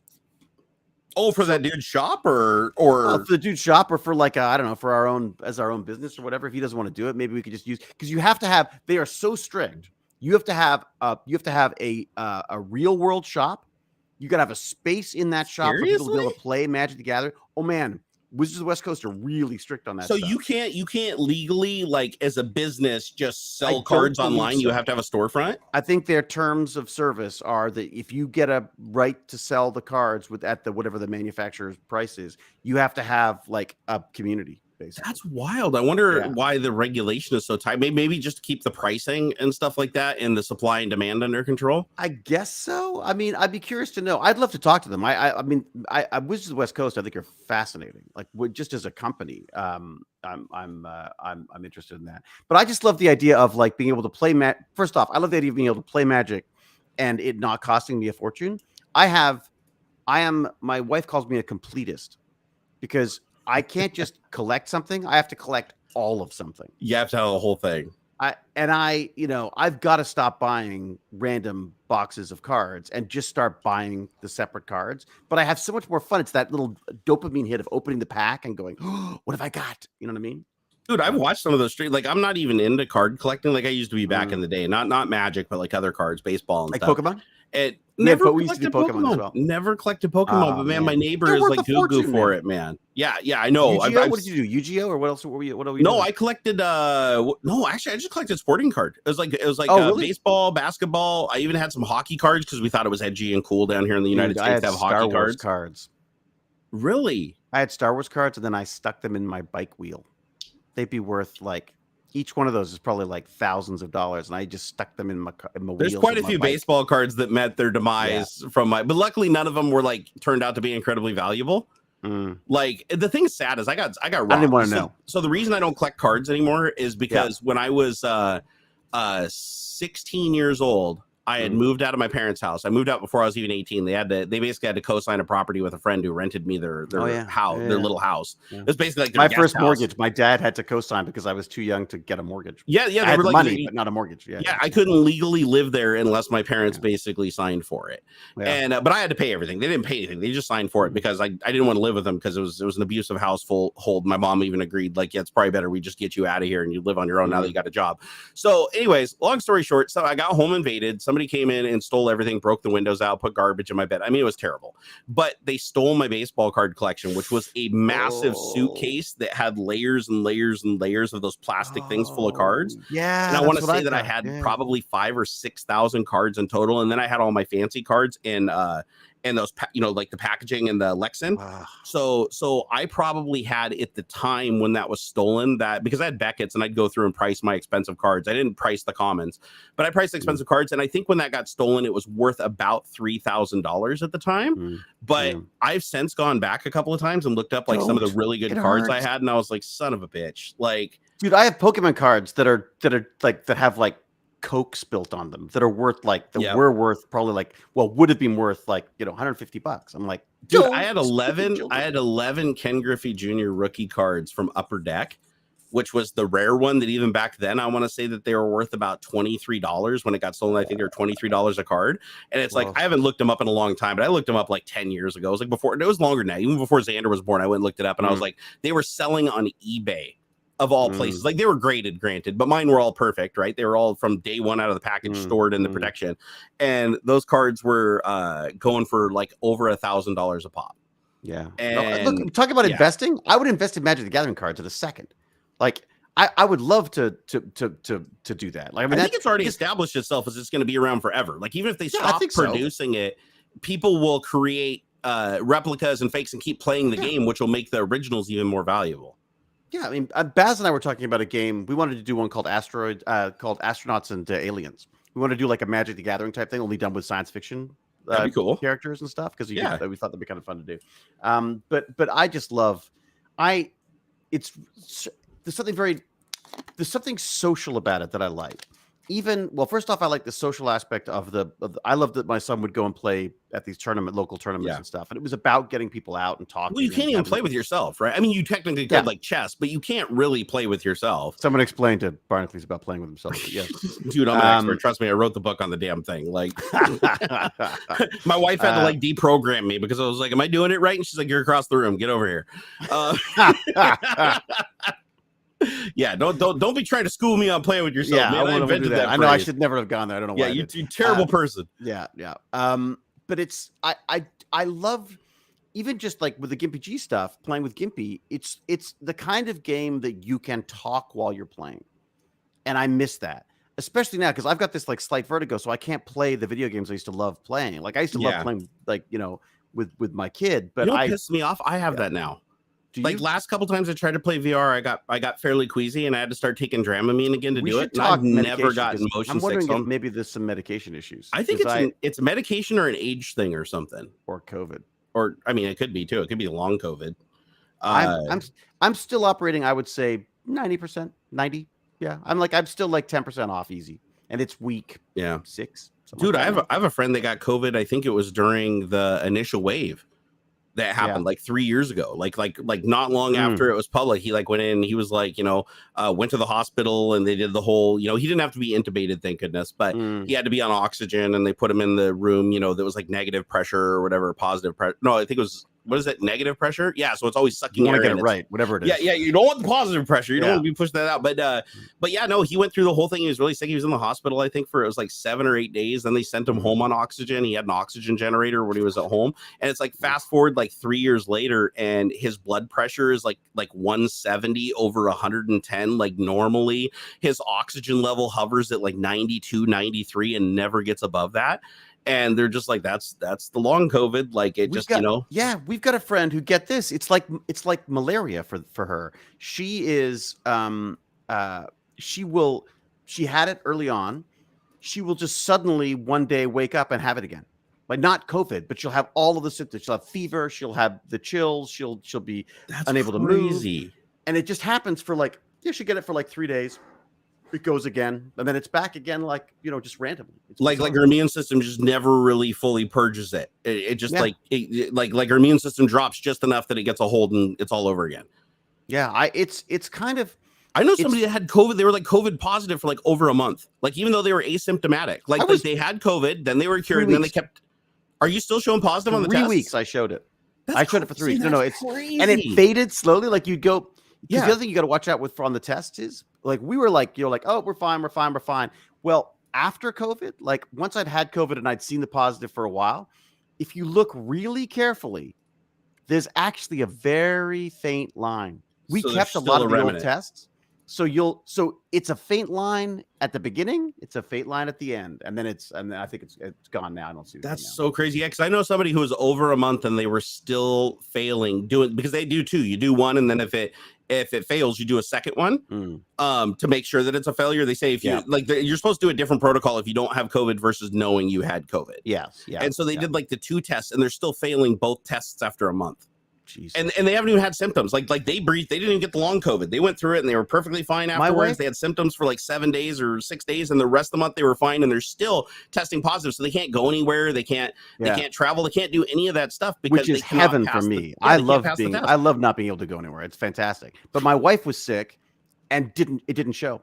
We did the same tests. She tested multiple times, never showed up, and then 4 or 5 days into full-blown, unable to move symptoms, she finally got a line. Dude, that's kind of scary. That tells you that test isn't all it's supposed to be. Nope. I mean, it's a guide. It's not true. Yeah. It's like even a pregnancy test. You're supposed to go to the doctor and get a confirmation because there's things that can happen that will trigger it. I'm freaking glad I'm vaccinated because I had an asthma attack for the first time in 10 years. I'd never had it before. Like in 10 years, I've not had to use my inhaler. And I was like, I am really struggling here. So I did the thing, thought I was just having an allergic reaction to something. I thought maybe they had cats at the place we were at. And I'm now using my inhaler like 2-3 times a week. And I haven't used it for 10 years. So it is like the least impressive, most impressive virus, because you get it and you're like, it's not as bad as like swine flu or something. Like I've had worse. Look, the shingles vax hurt more than that. But it just lingers. It's like the guest who will not leave. Yeah. You know?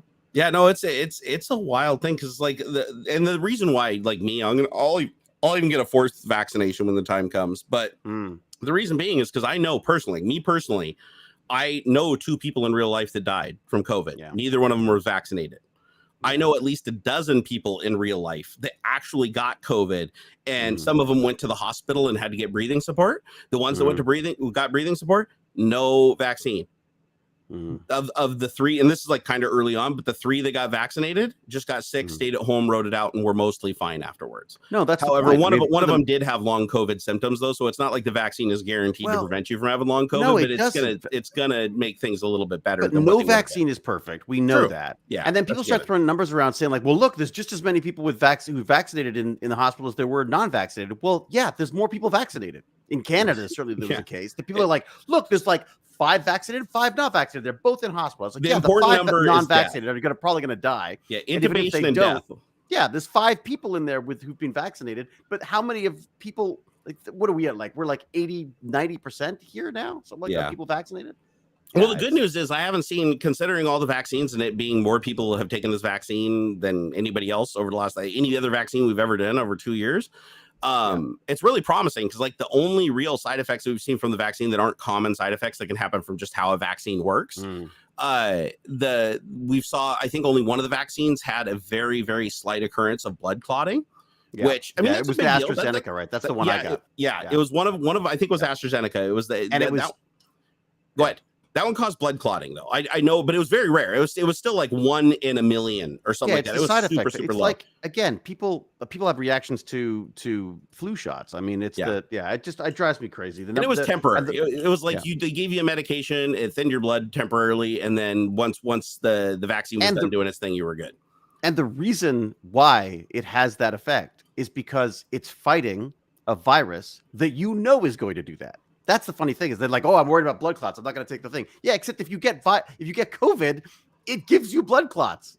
Like that's the whole point. The reason why you're getting your lungs is because your body is fighting off a virus that does this stuff. It's the worst thing to have in your lungs. Like blood clots, of all the places you can have them, your lungs and your brain are the 2 places where it's like lights out, game over. And trust me, I know, because I actually was in the hospital for 3 days getting surgery for a blood clot in my chest. And the biggest fear was it was going to enter my lungs, which would then clog up all the was it alveoli or whatever that absorb the oxygen in the blood. And so you suffocate to death. Or the other one is if it makes it through your lungs and gets expelled and goes into your brain, it can stop the blood flow to the brain. Any part of your brain, I think, what do they call it, an aneurysm or whatever, it'll stop the blood flow. It's like within minutes you're dead.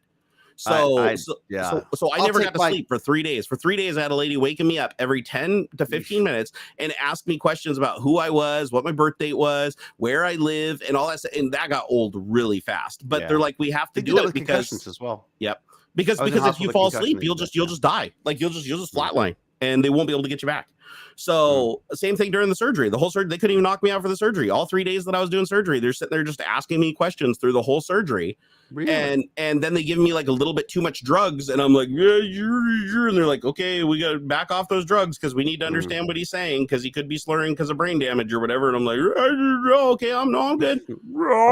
That's the quickest way to get you responsive when you're too drugged up is be like, oh, we're losing him. It's like, no, I'm fine. Yeah. I'm fine. We're good. Like your adrenaline will come up and your heart rate will jump, and then you'll be like, oh, no, I'm good. We're good. The human body is a remarkable machine.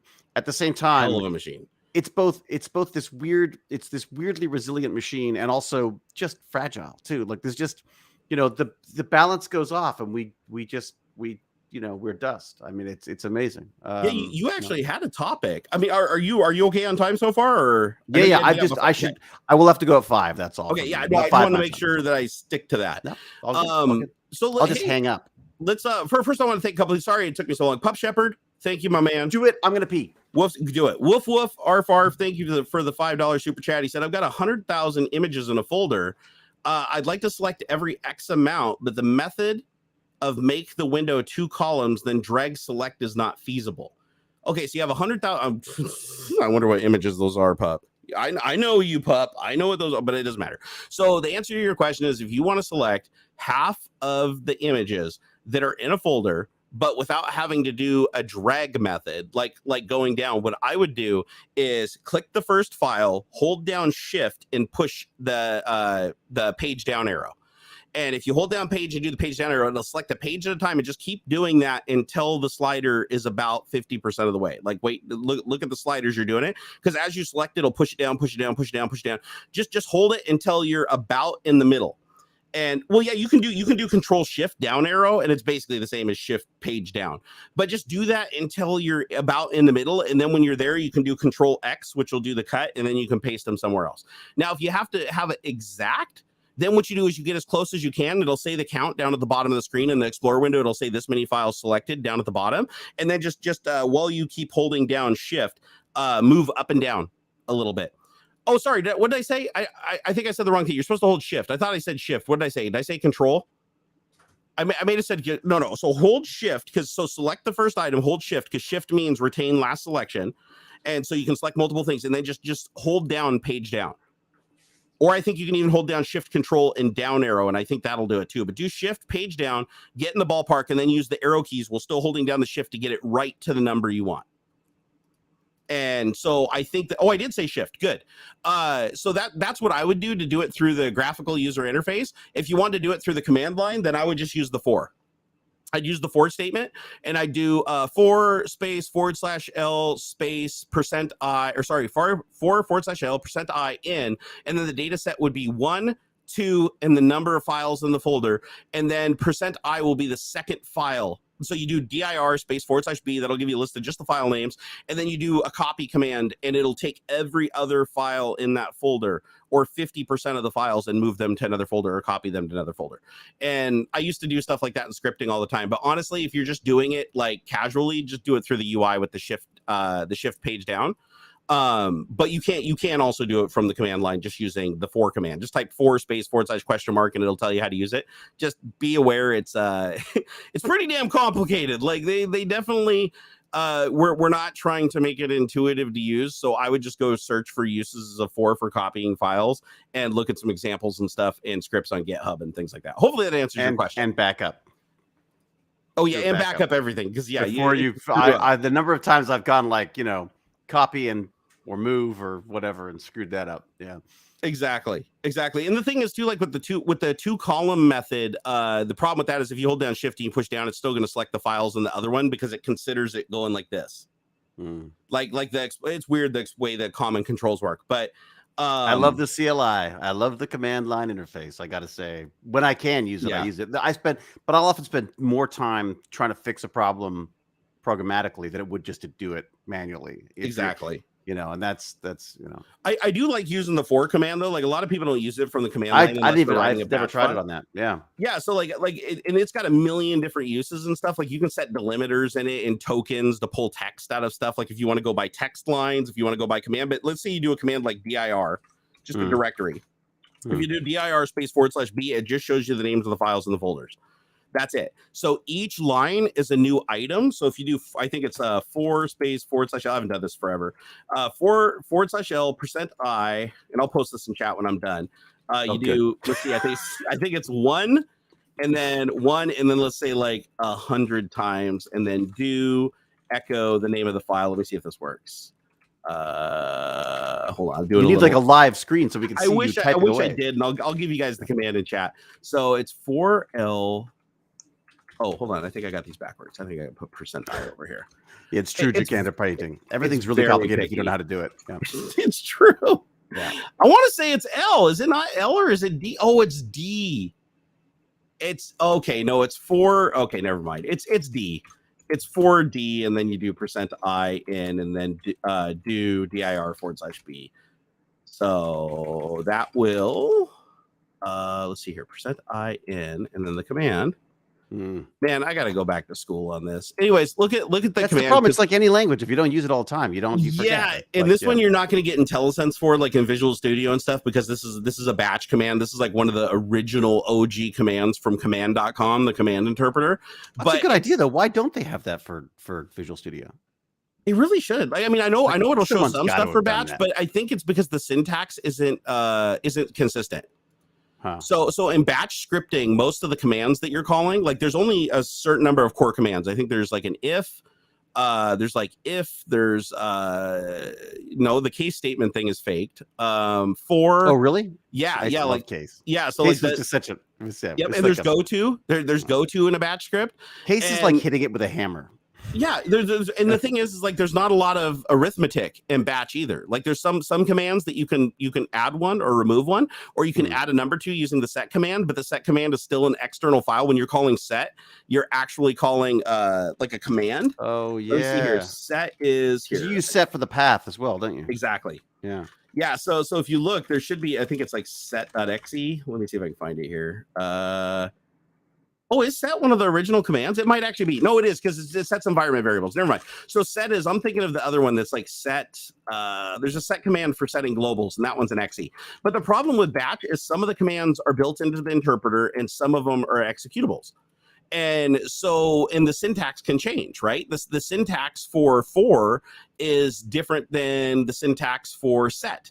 And some places you have to use quotes, and other places you don't use quotes. Some places you use brackets, other places you don't use brackets. So it's not a consistent language like, say, C# or Java or even Python, right? And so that's why I don't think IntelliSense works well with it, is because the syntax continuously changes depending on what you're doing. And it was never really designed to be a complicated language. It's incredibly slow. It's basically designed if you just need to run a bunch of commands in a row, but people have figured out clever ways to use it. Like, for instance, I have examples still that I should pull out. It'd be fun to do a YouTube video on old batch scripting techniques that are just lost. Like, I wrote a batch file that writes itself. Like, you can actually do that, because a batch file is just a file, and basically each line that you read out of the batch file goes from the pointer to the previous line. So you can actually create a batch file that adds a line to itself, and then use goto to go to that line, which then recurses and creates another line at the end of the batch file, and then does it over and over again. So you can create a batch file that basically writes itself as it's running. And I can't remember what the hell we used it for when I was at Microsoft, but there was a situation where there was this dynamic circumstance where you wanted this batch file to run forever, and you wanted this batch file to have new variables each time. So it'd pull these variables by running a command that would pull it from the SQL server and parsing it out, and it would just add them to the end of the batch file. And the reason it did that is if it failed at any point, you could take that batch file and run it, and it would do the exact same thing as the previous run did. Because it already resolved everything and automating it at the same all time. The commands were added to the batch file in real time as it was executing them. So when it finally does break, you have a batch file that if you run it again, it will do everything up to the break, like exactly the same. And so there's some crazy stuff that you can do with batch, but it's not something you love batch files. And it was all just complex like stuff, though. Stupid things, but yeah. Like I wrote a batch file that was a clock on the screen that used ANSI graphics. to draw an actual clock on the screen, and it was like really complicated. Like I could have achieved the same thing in using C# and like console print or console write line, or I could have used C++ and used like C out or C and printf.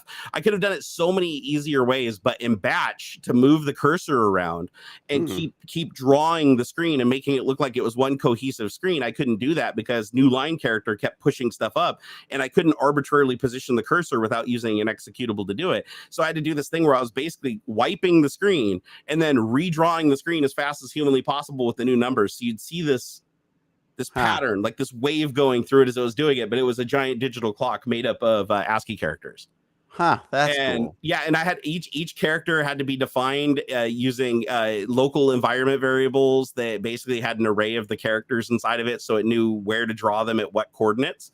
And so, it was the most inefficient thing ever. It was just one of those things where I just wanted to see if I could do it, because I was like, back in the day, I was like, you can do anything in batch.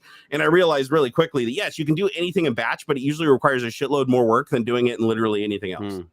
I used to make irritating menus, like press 1 for this, press 2 for this. And like, I didn't need them. I just, just to make people's lives misery trying to get into a computer. Yeah, what was the command for that? Was it input or... Is it input? No, it's not input. It's set no. I remember. It's too long ago. God, it's a lot of DOS ago. Yeah. No, it's not get. I remember I had an intern. When I was working at the voicemail company, I had an intern who wrote a little batch file that when I opened my computer, it said deleting files, and it would list all of the files that were important to our databases. And I was like, oh God, what the fuck? That's hilarious. I love that. I thought it was brilliant. I was like, Jack Ander asked, have you ever used dishwasher-sized floppies? Oh, the 8-inchers? Oh. The 8-inch 320K floppies? Or no, they were 180K, weren't they? I never used them. I was were they 5.5 or 7.5 or what they were? The 5.5. Yeah. And then the 3.25s were the ones everybody, like my generation, we were already pretty much well moved on to 3.25, the hard floppies. Dude, my computer science class was punch cards. Oh my God, you're old. Yeah.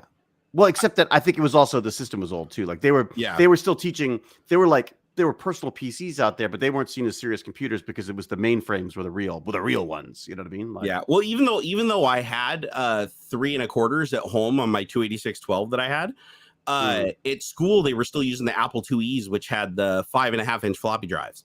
And so I remember having to go home and use this little hacky ass program that would take the code from, like, because I was writing BASIC, and on the computer it was on my PC it was GW BASIC, but on basically like Q BASIC, and on the Apple it was Apple BASIC. So as long as you use the basic command set, it was interchangeable. As long as you didn't use the graphics or the sound commands, you were good to transfer. So what I do is I take my program that I was working on in the lab at school home. I'd work on it in the PC and build it in GW BASIC, and then when I was done, I would have to save it back to the floppy disk that was compatible with the Apple computer at school. And I remember I had a little program that would write it in the Apple format to the disk because it couldn't read FAT. Yeah. Like the Apple had its own like weird file system. I'm still amazed how many computers have trouble with the various different, whether it's you can take a CD and like put it in like a console CD, and you put it in the computer, and the computer's like, I don't know what this is. Well, the one thing is, if you ever want to read like a weird file format, Linux is your guy. Like Linux supports, God, I want to say it's like anything. 40 or 50 different file systems, whereas Windows only supports FAT, exFAT, NTFS. Let's see, is there FAT, exFAT, FAT32, NTFS. And I want to say that's it, because they never did the WinFS thing. They bailed on that every single time they tried. That was supposed to be the replacement to WinFS back in Windows 8. It was always easier for me to go to a Mac and do stuff because the Mac could read anything. It was amazing. Well, certainly the more recent ones, anyways. We're pretty good at reading anything. Yeah. Actually, I haven't used like a mod. Well, I guess my last Mac was 2011. I had a MacBook Pro. And I remember it could read Windows CDs. I do remember that because I installed Windows 95 or whatever on it. Or no, it was Windows 95. It was a Windows Vista or something. But I used using Parallel or whatever. Parallels. Yeah, Parallels, Boot Camp. Those were the two things you could use. I remember that, and it would read it. But if you took the Mac OS CD and you put it in a Windows PC and loaded it, it wouldn't mount it. It'd be an unknown file system. It's funny because I'm sort of toying with. I mean, always buying new things. But I was wondering about maybe the M1 because I like the idea of this M1 architecture that they're doing. I think But I it's the feel like I future. want to wait a little bit. Like they're always they always bring out these new things and there's not enough software to support it. So I thought I would wait for a bit. But I I have the guarantee you there'll M1 be a in PC version. Oh yeah, there's an M1. Well, they already have one. They've got the M1. Oh, sorry. You think it's going to be a PC? I think that version? Intel is going to make a version of the M1 processor that Microsoft is natively going to build an ARM operating system that runs on.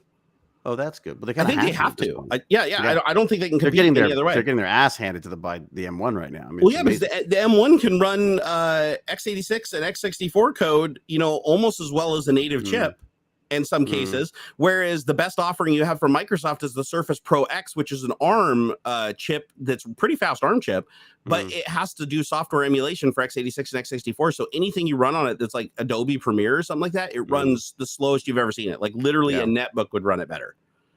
And so I've got the M1 in an iPad Pro, and I love it. That thing it doesn't flinch. It's amazing. I can't get over it. Yeah, so he said you can put Linux on an M1 chip. Apparently, I mean, I wouldn't doubt it because Linux, since it's an open source community, and God knows how long it would take you to do it, but yeah. Well, the thing is, like a Mac OS is based on FreeBSD. Yeah. So my guess is if they created a new architecture, But is the new iOS though? Like I feel like everything's going towards the iOS rather than the Mac OS. Well, the new iPad has an M1 chip, right? Yeah. So that's what mine has. It would have to be based off of the same kernel that they're running the laptop off of. Or are you saying that they developed it for the iPad and they're running that on the laptop? I feel like I genuinely don't know. like they're moving more towards the iOS than they are. I feel like the Mac OS is just sort of just carrying on, whereas the iOS seems to be where the development seems to be. Because the new version of Mac OS still runs on x64 hardware, don't they have an x64 variant of the operating system that's built and run on the non-M1? Because there's still, most of although most of mine are running Linux now. Yeah, so if they're doing that, it still has to be based on it still has to be an evolution of the old kernel, which means it's still probably based on FreeBSD. Well, and FreeBSD runs on ARM chips as well, right? Yeah, I mean, it runs on everything. Oh, dude, FreeBSD runs on everything. So does Linux. I mean, they're all derivative Unix operating systems. It said, let's see, the Apple M1 is an ARM-based chip SoC designed for the Apple blah blah blah. Let's see, has graphics built in, performance efficiency. No, I want to know if Linux will run on it. Let's see. Okay, so Linux running, or Linux or BSD running on. Like, could I run Linux on my iPad? You should be able to. As a matter of fact, there's a video of somebody actually getting Windows XP to run an ARM internal build of Windows XP running on an iPad. Huh. And I thought that was really crazy because technically it's not. I mean, it is an ARM chip, but it's like their own custom silicon. But it is still ARM. It still uses the ARM instruction set. So they managed to actually get like an ARM internal. Now you can't run anything on it. It's absolutely useless. But I saw a video of somebody actually doing it, getting it to run on there. I hate the walled garden of Apple, but at the same time, their laptops are. I love their laptops. It's hard to beat their laptops. I got to say. Yeah, so they've already got. So yeah, on 3/22/22, one of the Linux distributions called Ashai, ASAHI.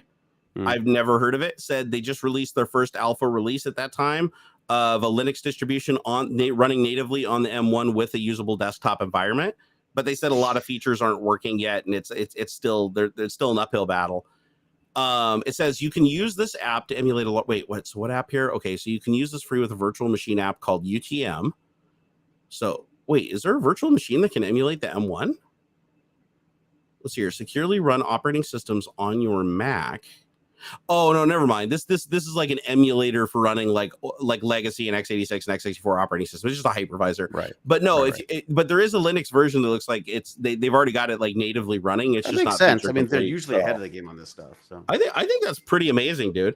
Let's see. I want to thank you for the $10 super chat. He said the whole crap with Depp and Heard is just so tragic. The damage she's done to Depp's career is so incredibly cold-hearted. Well, I'd say both of their careers are probably pretty well cooked after this one. Someone said it was the death of celebrity. That it was basically we've reduced superstars to groveling complaining. Yeah, seriously, what do we do? Like, because here's the thing: is like we know that YouTubers and we know that like proper celebrities are like merging. Like they're moving into each other's genres. Like you have the YouTubers that people grew up with now showing up in television shows and movies. Well, and everyone's got a fucking podcast now. Yeah, too. yeah, and every celebrity known to man has a podcast. Yeah, it's all mixing, right? It's this big pot. So now you got all these celebrities, but you also have all the like the drama carrying over too. You don't there's not that hard divide between you're a Hollywood celebrity or you're just like a B-list celebrity on the internet. It's like that divide is kind of gray. But what happens when you do get to that point where it's like everybody does bad things, like to some extent. Like there's no person on this earth, doesn't matter. Even priests and stuff are caught doing horrible things. Do good things. Exactly. Yeah. So there's always going to be bad things. What happens when you get to a point where you're only defined by your worst action, regardless of its breadth and depth, like its scope? It doesn't matter. It could be something simple. It could be a mistake. It could be you poop yourself on a subway. You did drugs once. Somebody like you punched somebody because you just flipped out. It's like now that everything is on the internet. Exactly. Right. Yeah. You go all Will Smith on them. But eventually you get to a point where it's like, is anybody going to want to be a celebrity or an actor in the public eye if they know that 99.9% of everybody that does that, their career ends in disgrace and death threats and being sent underground and losing everything? It's like, it just seems like that's becoming a more common occurrence to where like, are people eventually going to just be like, nah, I don't want to do that? Kind of like the Minecraft community where it's like everybody used to be a Minecraft live streamer. Like there's a million, like you had them all, but then there was this huge like swelling of drama channels going after if you were a Minecraft streamer, you were a child molester basically. And so they went after everybody, even people that were nowhere, didn't do anything in that category, nothing, even people that live stream Minecraft mostly to an adult audience and were like 18 plus channel and stuff.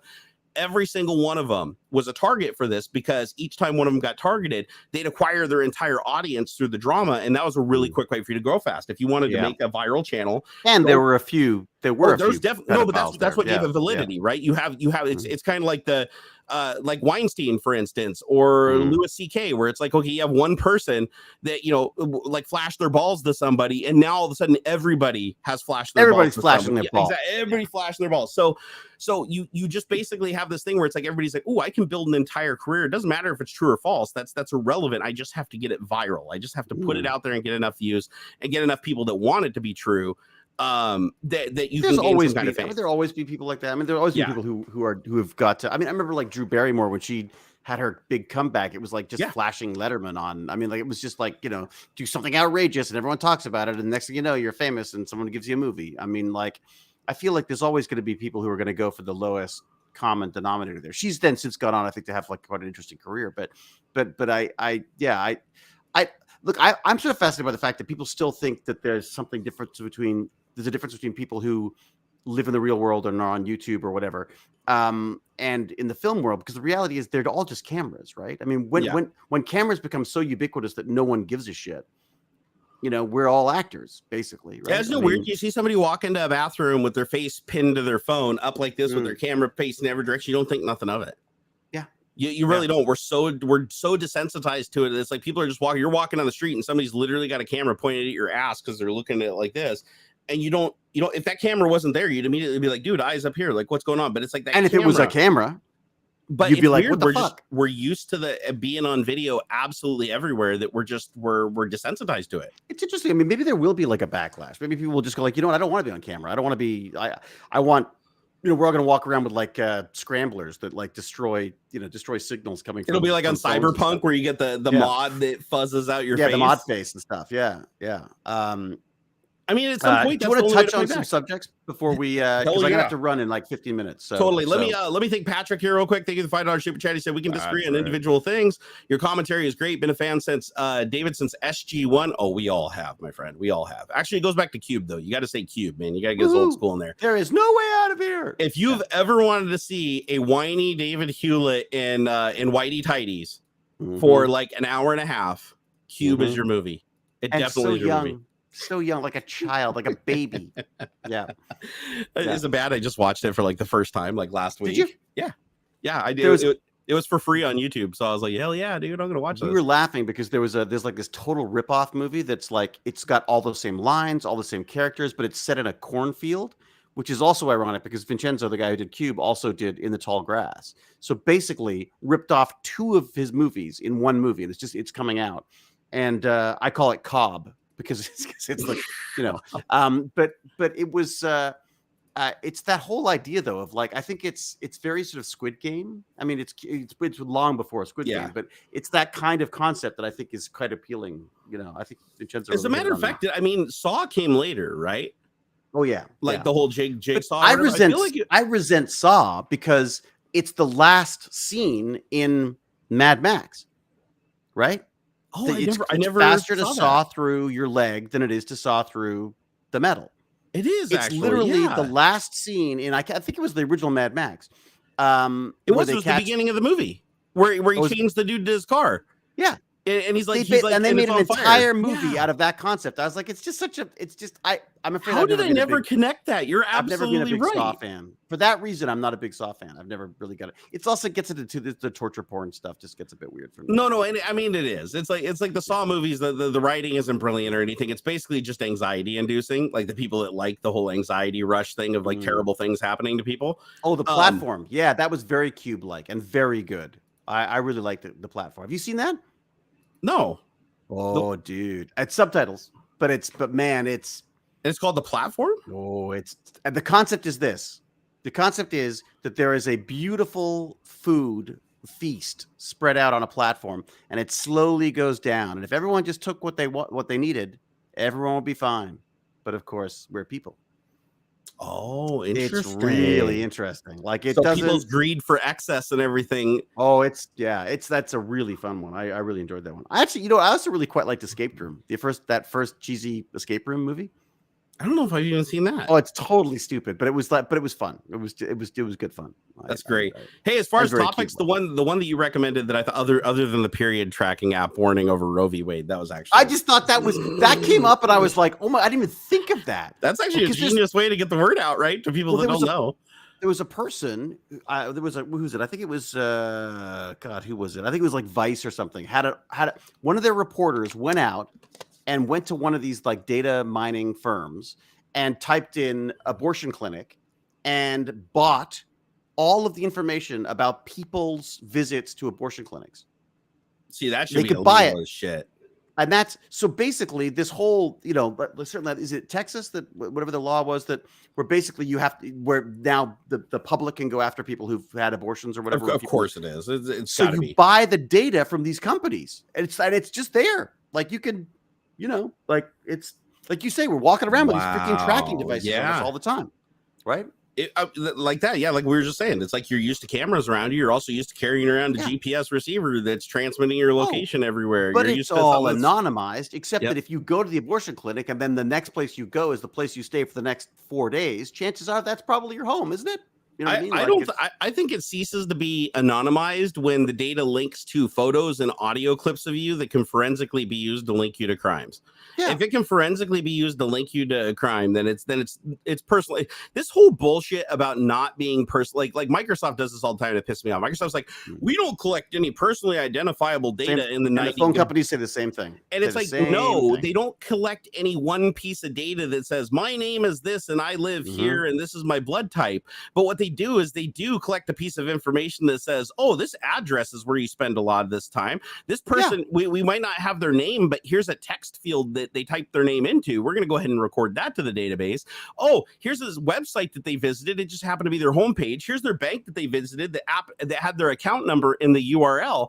And so those things collectively get uploaded, and then you just use a SQL query that links it all together. And now all of a sudden you got a personally identifiable dossier on somebody. Well, and if you've got a system that's waiting for you to say, hey, stupid, and do something for you, it's got to be listening. Yeah. I mean, like, there's it's like the one that gets me the most is the phone companies that claim that they're doing anonymized data. When the reality is, as you say, if someone goes to work and comes back, if someone goes to a certain place at 9 o'clock in the morning, every morning, and then comes back to another place at 5 p.m. every day, you know where they work, you know where they live.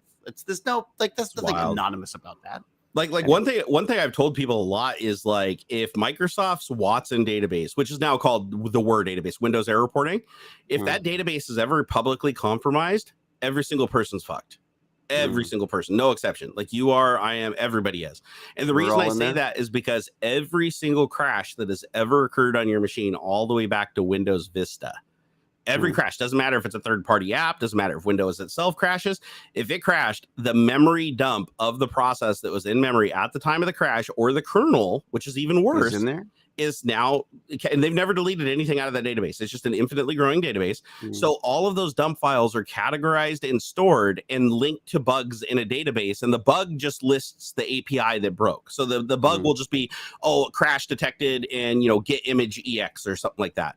Well, the problem is that dump file also contains all the locals and the private symbols, and which can, make the code look exactly the way it did, but it also shows all of the variables and the unencrypted variables. So like when you go through the every time your Quicken crashed, every time your Quicken crashed, your bank information is in one of these dump files. Every time you were on a porn site, logged in as your account or whatever, it records your IP address, your MAC address, your computer, the GPS coordinates. How many times has that porn crashed your computer? A lot, man. Those sites crash your computer a lot. So my point being is computers are so fast now, and we're getting really, really good at creating AIs that can analyze data and learn and self-train.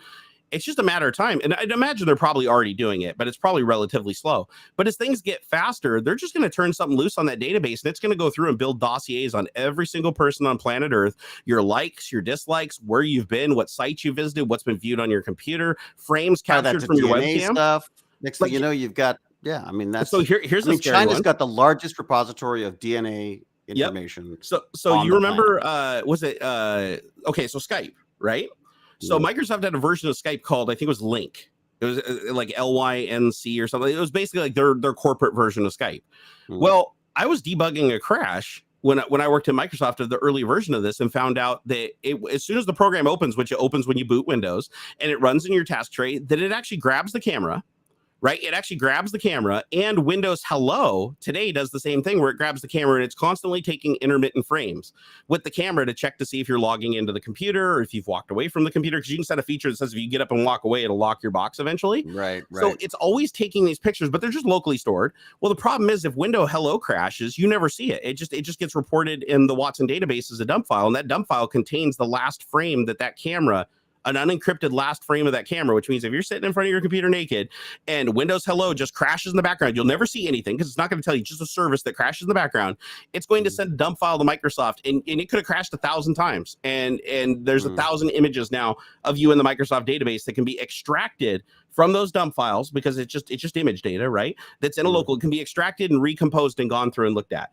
And I personally debugged issues at Microsoft where what I do is I'd hit a bug internally, and I'd go, okay, well, I found a crash in say Notepad. So I found a crash in Notepad. Notepad's actually really good. It rarely crashes, but actually a better one would be Word. Word, not Word. Jesus. It crashes the Word. Sorry, WordPad. Let's do WordPad, because WordPad is like notoriously unstable. So WordPad, there was a break in it during something called stress test where it hit a low memory condition. It couldn't allocate memory, and it crashed with an access violation because it didn't have enough memory. And so I was triaging it, which means you open the dump file and you go through it. Well, one of the things we do when we're triaging is we go check the Watson database and see if the same type of break in the same API at the same place with the same exception has occurred in the wild, like out in the community. So you go to the Watson database, you do a query and say, okay, show me all the dump files that reported a crash with this API and this program. And you get a huge thing back that's like, okay, this crash has occurred 37,000 times or whatever in the last 30 days. So now you go through and you grab a couple of those dump files and you open them up. Well, when you open up those dump files, they all have a set of global variables. And one of those global variables contains all the text that's in the document. So as I was going through these things and debugging them and opening them up, of course, all those variables are resolving in my debugger, so I can see these blurbs of text. And one of the things that actually popped up was actually a pretty grotesque and personal fan fiction story of a guy like strangling like a maid or something. It looked like a story, though. It looked like he was like writing a book in Word or something and writing his fantasies about something. But I was like, I saw that and I was instantly like, dude, I gotta get care. Somebody come look at this. Like, come in here. Like, what the fuck? Like, Man, that is go. dark. So we're like, I wonder what other shit is in the Watson database. So you start going through there and you're like, okay, look up image viewer, the built-in image viewer for Windows 10. There's been over 1 million crashes of that thing, and every single one of them not only has all the thumbnails of every image it's indexed in memory in the global when it crashes, but it also has the image that you had open or the 5-second frame buffer of the video you were currently watching, and all the metadata on it. So, oh my God. So all I'd have to do if it's and Microsoft employees openly have access to this, like the developers can go and query this database. So if you just created a program that pulled the dump files, mounted them with the debugger, grabbed the global, pulled the blob, and then re-encoded it back into video, re-encoded it back into images, you could just write a program that runs 24 hours a day that just fills up a folder with people's random private videos and shit from their computers that they were watching that they had no clue anybody ever knew that they had. And can you trace it back to the people? Oh, 100%. Because now what I do is I look at that dump file and I say, okay, what's something that the Microsoft should be getting rid of? They shouldn't be lying about it either, because they're like, oh, we don't have personally identifiable information, but you know what's stored with that dump file when it crashes? The computer ID. What does the computer ID generate? It's an amalgamation of your MAC address, your CPU ID, and like I think they use like 3 points, like the motherboard, MAC address of your communication device, and a couple of other things. But it basically creates a machine ID. And then what you do is you take that machine ID and you go to the telemetry database and you say, okay, show me all of the telemetry that's been reported from whatever Windows you want, whatever date range you want that has this machine ID, and it will show you every single telemetry packet that was sent from the same machine that generated the break with the dump file. And then you can go through that and say, okay, it might not specifically send, but it'll send their login name. So if their login name is the real name, you got that. It'll send the dump file can contain the unencrypted password. So if you wanted to remotely log into their machine and control it, you technically could, if they had that enabled. Other things that it includes is like what file names you've opened. Like it keeps track of what programs you've opened, how long they've been opened, when they closed, what file was opened to them. That's all linked back to that machine ID, and that machine ID is linked to your username, whether it be a local login name or whether it be a Windows Live account. It's linked back to that. So the whole bullshit that none of the data is personally identifiable is bullshit, because if you take it all and you link it together and you interjoin it, it becomes personally identifiable, and a computer can do it. But it's simple. I mean, but the phones, it's even simpler, right? I mean, people are basically giving up all sorts of freedoms on their apps. You know, I mean, this is the point of the Roe versus Wade thing. Was just like they're saying, like, people, like, be careful. Like, you know, you want to, you know, if you've got a period tracking app, and you know the reason for that is perhaps not to have a child, but not to have one, then there are people out there who could buy that data. The other one they were talking about was like weather apps. You know, you get a little weather app or a little joke app or the fart app or the flashlight app or any of those kind of things. You know, unscrupulous developers, that sounded weird. Close enough. Close enough. They could build all sorts of tracking stuff, or they can go like, oh, you can get paid for information like that. Oh, great. That's another source of revenue for our little app company. I mean, that's extraordinarily easy. Yeah, and simple data becomes complex data really fast. So it's like, okay, let's say you have a weather app, and like Windows 10, you have a weather app down in your bar. How often does the person mouse over that weather app? What days are they most likely to mouse over that weather app? So you can figure out when they're going to go outside. So you can figure out, because people usually check the weather if they're going to go outside and do something, right? Like if they're inside, they don't check the weather as much. So you can look at patterns like, ooh, they seem to check the weather like way more on a Friday afternoon than they do, say, on a Monday morning. So you can start to infer things by combining it with other data that's like, oh, they must be going outside, so they must be an outdoorsy person. So and AI. Let's pull up more ads about vacations and okay, they live in this immediate area and their budget is this much based on their buying habits and the websites they visit. This is what we estimate their budget to be. So let's advertise them things that are within their budget around the time that they could actually do it, and then deals specifically for FOMO. And you can start to build a pretty convincing case for like showing somebody exactly what they're most vulnerable to at their most vulnerable time, and they told you how to do it. Well, or imagine insurance companies buying this data and going like, wait a second, you're saying that you're marginally fit and whatever. We know you haven't left the house in a week, so you're probably not fit, so we're not going to give you insurance. And honestly, they already do that to some extent. Yeah. Or, oh, look, how many pizzas did you order in the last month? No way we're covering you for health. Well, it's like your health portal, right? Every time you go to the doctor, your information and your physical and everything's all stored in a portal for you to conveniently access online, right? Well, guess who else has access to that portal? Any insurance company, life insurance, health insurance, they all have access to that portal. Normally what would happen if you applied for health insurance is they would just ask you some questions and you would answer them candidly.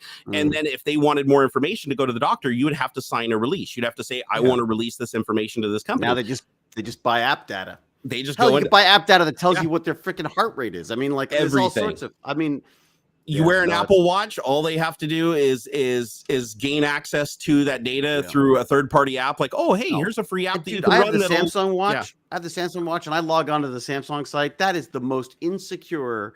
Yeah, like it's like the DOS era of websites. I mean, I shudder to think what the security is like on that. Yeah, I don't care. But the data gets even scarier though when companies intertwine their data, because it's like Microsoft has an insane amount of data on you just because every device you have or growing up or whatever has some kind of connection to Microsoft, right? Even your iPhone, you're probably running, Hotmail and have their image app or something. There's always some connection. What are you, 1,000 years old? I know, right? I just dated myself. But the thing is, my point being is if you have one company collecting all this data and then another company just has one piece of data that seems relatively useless, that company can actually position themselves and approach the other company and say, listen, our piece of data might be relatively useless until you combine it with your piece of data.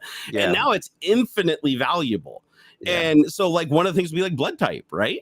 If they could figure out the blood type of somebody who entered in the blood type under a certain IP address, so you log into a website, it has your health records, and the internet cache shows everything on the page. So now all that internet cache goes in the cache, then your web browser crashes at some point and reports that to Microsoft. So now Microsoft has this. Now, once you know that data is stored in that crash log for that specific app, and you know that that's where you can find it, now you go cross-reference that and say, okay, I want to go look at the database of everybody's personal information, and I want to cross-reference it with this data over here from this other company that's everybody that has that blood type, and within that time limit, visited that same website, so we can say with reasonable accuracy that it's the same person. And then you can take that one piece of data and forensically go find the millions of other data points that are completely unrelated that are related to point B. Right there. That's already started analytics, the data analytics. It's funny. I've got to run, but I'm doing a Google. The Google has this has a Udemy or whatever they call it. Yeah, Udemy course. It's a Google Analytics, and I'm taking it because I'm just absolutely fascinated by the idea that there is so much data out there, and we're just not using most of it. So. But it's just really fascinating how they're really pushing, because it's Google.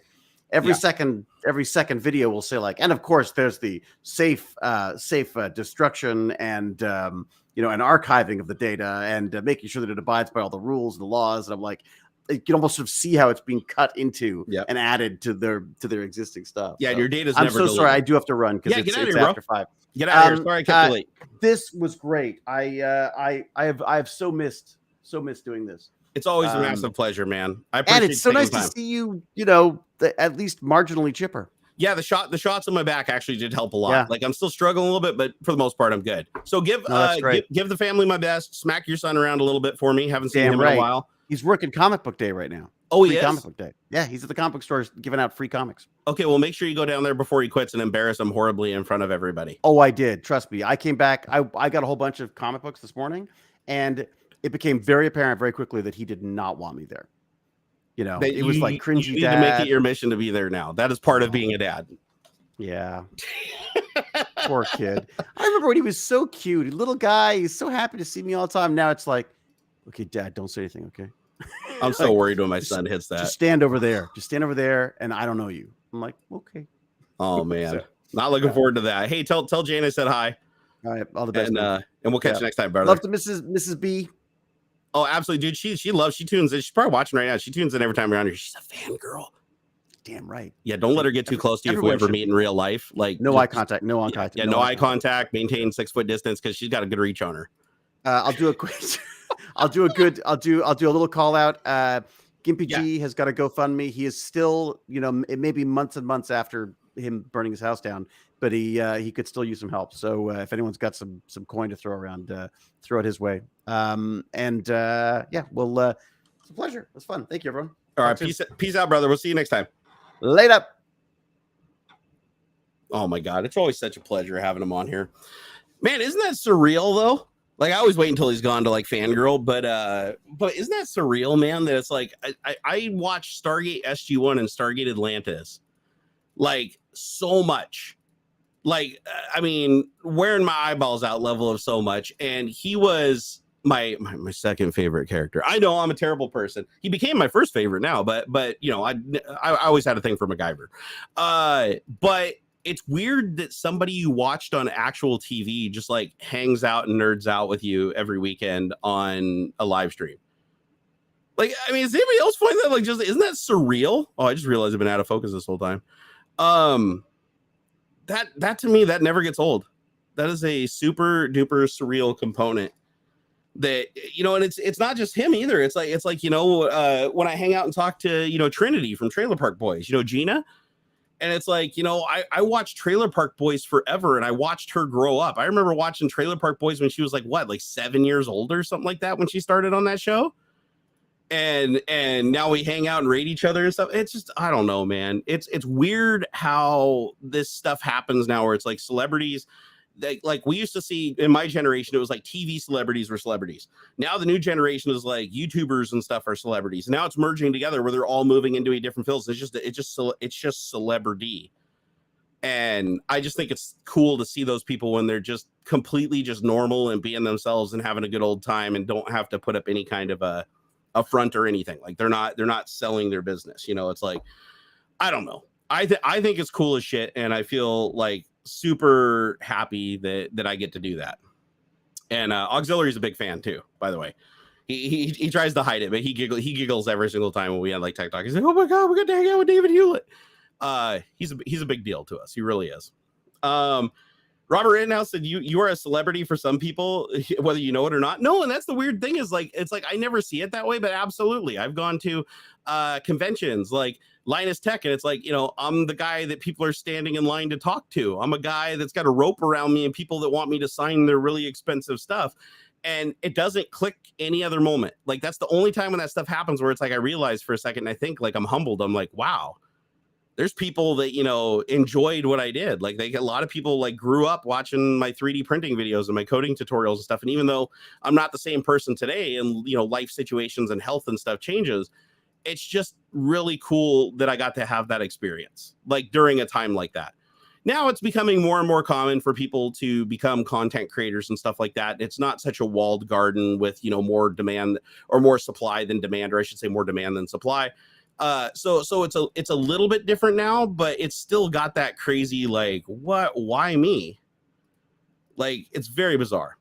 Patrick said, it's great seeing David. Also, Trailer Park Boys is the bomb. It really is, man. If you haven't seen Trailer Park Boys, that's a series that almost happened. Nobody wanted to pick it up in Canada. The United States ended up running with it because they thought it was the most hilarious thing ever. And now it's like one of like Canada's greatest all time, like, you know, TV, I guess, mockumentary kind of thing.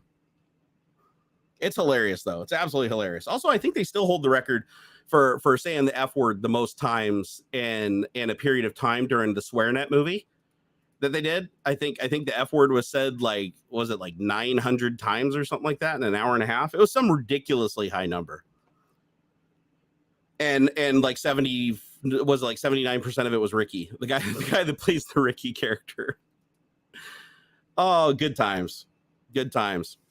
But yeah, not to scare you guys too much on the whole data gathering thing, but it's like next time you're sitting down and you're like super worried about like your privacy and the data that's out there and everything, just know that there's already a ton of data out there from before you even thought about it.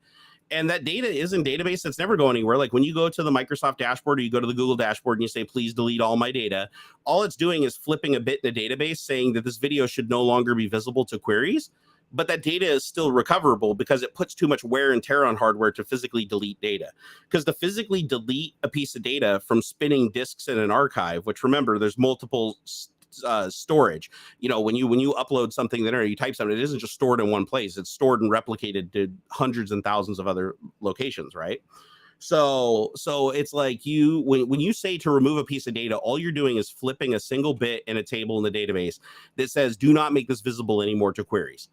All they have to do is at some point in the future, if they decide there's some data that they want to mine or they want to look at, and somehow the laws or provisions or they want to be unethical or whatever aligns with their goal, they can go back and query that data internally. It's just not going to be visible externally. And so No offense, you kind of remind me of Randy, the shirtless guy. He's funny as fuck. No, I mean, that's a huge compliment, actually. I love Randy. Randy is one of my favorite characters from Trailer Park Boys. Also Leahy, rest in peace, dude. Like, that guy was, I'm still shocked he never drank alcohol. The guy that's known in Trailer Park Boys for being the drunk guy, Mr. Leahy, who is just completely off his shit drunk the entire series, he doesn't drink at all. Like, he was asked once, he's like, have you ever like had a drink? Do you drink? He's like, no, not at all. Had no desire to, never did. So when he was on the show, he was just, 100% faking being drunk. His public appearance. He was just a really good actor. Hey, Nick White, thank you for the subscribe. I appreciate that. And thank you to everybody else for the subscribes and the super chats and stuff. It really does help out. You guys know I don't have any sponsors personally or anything like that. And I haven't done any of that stuff in a long time because I just live off whatever the community thinks that I'm worthy of. And that just, I don't know. It keeps it simple for me. It doesn't make me feel like such a sleazebag trying to sell like Raid Shadow Legends and Raycon earbuds and all kinds of other garbage, massively overpriced bullshit lie products. But that's just me. It's also why I'm not doing so great financially, because all of the money is in advertising the worst. Because again, like we were talking about earlier, is the people who have the most money are the people that are the best at transferring wealth from other people to themselves. And the fastest way to transfer wealth from other people to themselves is to con them and make them think that they're getting a good deal when they're not, make them think that they need something that they don't, to use fear to entice somebody into doing something that they normally wouldn't do, use your influence to convince somebody to do something that benefits you, even though they don't know that at the time that they're doing it, like with the crypto scams. It's like you have to in this business, and you notice this with like all YouTubers, it's like at a certain point you do have to hit a certain level of corruption if you want to survive amongst everybody else. And ever since I've rejected that and tried to just go my own way, it's been, but it is what it is. I think the climate will change eventually. I mean, I'm making a huge bet on that at some point people are going to understand the cons and understand the scams. And so many of these things have been run so many times over and over again, and people are going to have a deep understanding of what's going on, that they're going to be a lot less susceptible to it. And all the people that did those things for so long are going to be, seen in a different light than they are today. But we'll see. Time will tell. You never know. Let's see here. You can look at yourself in a mirror. That is worth a lot today. No, that's absolutely true. That's the one thing that I got is, if you can avoid doing things that make you feel skeezy or unethical or stuff, it's like, yeah, money can help. Like if you're feeling guilty, you can just grab a stack of hundos or whatever and go drive around your race car and admire your 3 properties and your airplane and your helicopter and all that stuff. Sure. I mean, that does pacify you, but only for so long. It's a lot harder to feel good about doing things when, you're a father and you have a young son, and you want him to see you as somebody who's not manipulative. Now, to be fair, all humans are manipulative. I study psychology. Like, I'd be lying if I said I didn't manipulate you guys even unknowingly. It's like we do. It's humans have a habit of doing whatever they have to survive. What I try to do is put myself in a situation to where survival isn't that I'm not in such a bad position to survive that I'm basically forced to do the bad things to survive. I just want to stay in that little gray area where it's like, yeah, I'm never going to be rich. I'm never going to have like the most awesome things anymore or anything like that. But I want to be able to survive and be able to just say, you know what, it's me and me alone. And the things that I say and the things I do only affect me. So I don't have to worry about pandering because I have a bunch of employees and I have payroll and I have, it's like once you go to that length, you have to be really careful and you have to, you basically have to give into the corporate overlords. There's really no way to be super successful and basically go after bad corporations and go after the people that are literally paying out the most money in an industry because they got that money illicitly. It's like, what are you going to do? They always say, what is it? Money is the root of all evil. And it's like, I'd say it's not necessarily the root of all evil, but it sure as hell doesn't help. like the more of it you have, if money is one of those things where it's like the more of it you have, the less people are honest with you. The more people who will fake being your friend, the more people who will claim to be helping you when they're actually using you, the more parasitic relationships you have, which kind of fit into that category. All of those things come with wealth and celebrity. The more famous you get and the more money you get, those people will start to drown out genuine people. because and again, I'm not even the people, they don't even know they're doing it half the time. Like a lot of people are just like, oh my God, you're a celebrity. I do it too.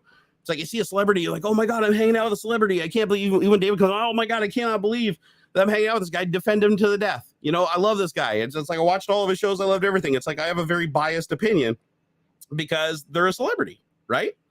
So was it, no offense, Jerry, but he plans on making videos again instead of only podcasts? Yeah, I'd love to make videos again. I really would. The only problem is to make videos, the only way to survive making videos with the massive investment, because making an edited video is a hell of a lot more investment than live streaming, is because, I mean, literally, it's like, you know, it could be 2 hours of shooting and 3 days of editing, like, because I do everything myself. In order to do that, I have to be able to make enough money to survive. And right now that's impossible without taking on ads like Raid Shadow Legends and Honey and Omaze and all these companies that do really nefarious shit. And I don't want to do it. And I've been told by my peers, you know, that, hey, everybody does it, man. You don't got to feel bad about it. Like, you know, you're not, if it's not you, it's going to be your competition. And it's like, yeah, but I don't want to do that. I don't want to be in the position where it's like, I just justify doing evil things because everybody does it.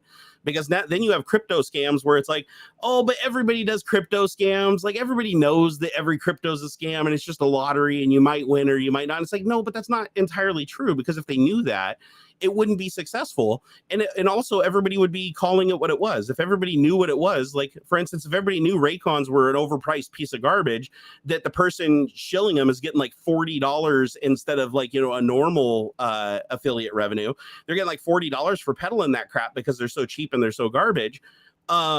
If people knew that, like, they wouldn't buy them. And if they didn't buy them, you wouldn't run the ad, right? They wouldn't be able to afford to pay you $5 or $10 or $15,000 to say that they're the greatest earbuds ever and you wear them all the time when you don't.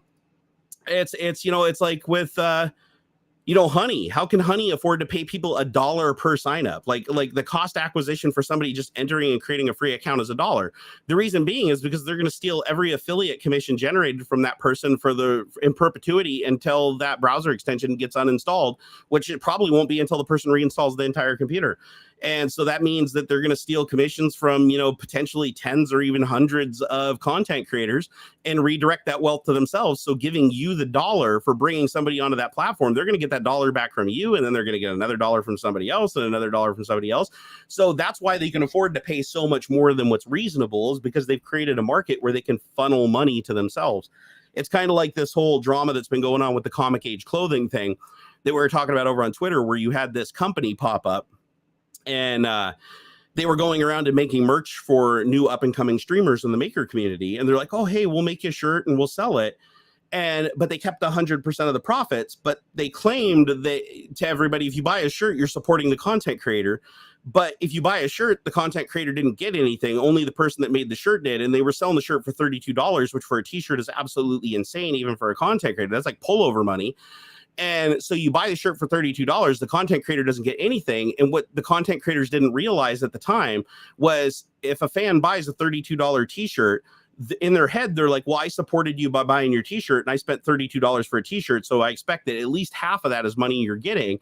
So now I don't have to give you any tips. I don't have to give you any bits. Like, I feel like I really helped you out. And I chose to do this because I get a shirt. Whereas I might've done the other things to get like an icon next to my name or read on stream or something like that. So, but the problem is that revenue path yields nothing for them. They think they're helping them because their brand is on the shirt and it's being promoted from somebody saying that they're the official merch sponsor and it's going to help them if you buy it. But then everybody goes and buys the shirts. They lose all their revenue that they're normally getting and it's going down. And they're like, why is my revenue going down when my audience is getting bigger? And then they find out everybody's just buying shirts and giving the thousands and thousands of dollars of support to this company. And then what that company did is he doubled down. He used his relationship with one creator to reach another creator and then another creator. And he's like, oh, hey, listen, you don't have a merch store. Let me make a shirt and you know, we'll sell it to your fans and you could give a couple away and it'll be like, oh, it'll be your shirt and your fans will be supporting you in the community. But they never give them any money. They're like, oh, the giveaway shirts are the payments. But then they don't realize that they're making like $15 every single shirt they make in pure profit. And everybody buying the shirt is bragging about it in chat. Like, oh man, I got your shirt. And they're posting pictures of them wearing the shirt. They're like, look, I'm wearing the shirt. I'm supporting you. Oh my gosh. Like, look, I've got an official shirt of this person. And then you're like, the content creator's like, oh, okay, this was a bad deal. Like, it wasn't a deal in the first place because they ended up just doing it, right? They're like, hey, can I make one shirt? And then they started making other shirts and saying they were the official merch store when they never were. No contracts were signed. Nothing was said. So it was this parasitic thing where somebody realized that, wait a second, if I just catch people early in their careers before they go create a merch store themselves, I can just create merch and sell it. People will celebrate them and say, oh, I love you so much. I bought your shirt. And they're going to be happy. Like, oh, wow, my community is wearing my brand. But they're not going to realize, because they're new to it, that all that revenue that was spent there is revenue that's not going to be spent on the channel. And now everybody is giving their money to the store.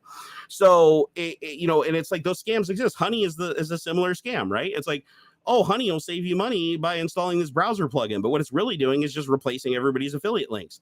So if you install Honey and, the creator gets $1 for you installing Honey, they get that $1 and that's all they'll ever get from Honey. So you installed Honey, they get $1, and it's like, that's great. If they get 1,000 people to install, that's $1,000. But now every affiliate link from every video that they've ever made, now if somebody clicks on that affiliate link after watching the video, that revenue goes to either Honey or it goes to a bigger creator on their platform with a better deal. So like, for instance, in my case, I haven't had a single Glasswire commission. I made a Glasswire video. I'd sell a couple Glasswire licenses a month, and it just dried up entirely like a year or two ago. And I was like, what happened? And it turned out that if you install the Honey plugin and you click on my affiliate link, it pops up a thing and says, oh, we found a better deal for Glasswire. You click on that, and then it puts in Linus's code. So people were still messaging me saying, hey, I got Glasswire and I loved it. I'm like, okay, well, there's been no new Glasswire sales in like 6 months. So I went to track it down, and I figured out that every single person that installed Glasswire, the commission actually went to Linus, and the commission for other purchases went to Honey, because they replaced my affiliate with their affiliate. So what they're effectively doing is they're like saying, oh, content creators, we'll give you $1 for getting people to sign up, but not really telling them that our business model in the long run will get that $1 back and take a lot more away from you and all of your peers. So it's sad that they do that. And then the thing is, because Honey was so successful in that model, now you've got Microsoft getting in on it, creating their own browser plugin that usurps affiliates, although it's not nearly as invasive as Honey. There was another company that basically came out with the exact same thing as Honey, except for I think they sweetened the deal a little bit for creators to mention them, because they weren't the bog standard, so they had to put up a little bit more money to get people to promote them. But it's one of those things where it's like, it's at the end of the day, people are like, oh, this is a good deal because I'm going to get everybody to install this browser plugin that seems like it's going to save them money. And plus, people that run Honey rarely save anything. It actually becomes more intrusive and slows down your browser, and there's a whole bunch of stuff people don't like about it. But it's one of those things where it's like, at the time it sounds good, right? It's like, it's a marketing deal. You're like, oh man, I've got a huge audience. I get hundreds of thousands of views. If I can get 10,000 people to install that browser plugin, that's $10,000. Like that's a good payday. But then the next video you make, you might only get a couple thousand, and then you might get a couple hundred, and then you get pretty soon your entire audience has the Honey browser plugged in, so you're not making any more money off of it. And now all of a sudden your affiliate revenue from all your thousands of other videos slowly starts going down. You're like, why am I not, like, it was steady before and now it's all crashing in the ground? It's because they didn't tell you that when you got people to install Honey, that it was going to jack all your codes. Now, luckily, some of the bigger creators that peddle Honey, they just happen to have the best deal with the companies. So their coupon supersedes everybody else's. So they're not really, they're having their cake and eating it too, because they are getting the $1 for you to install the plugin.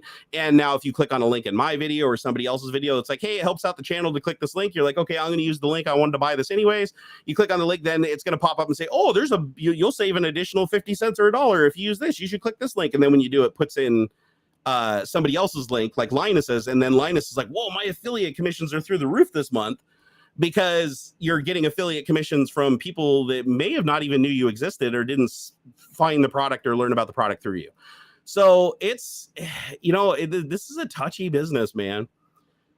It's a touchy business. It's like no wonder you see in this business so many fly by night, like, friendships and breaking up friendships and collaborations, and then other collaborations, then people that were their ally are now their enemy. And it's like everybody's turning out, because this business really does, at the end of the day, pit everybody against each other for wealth.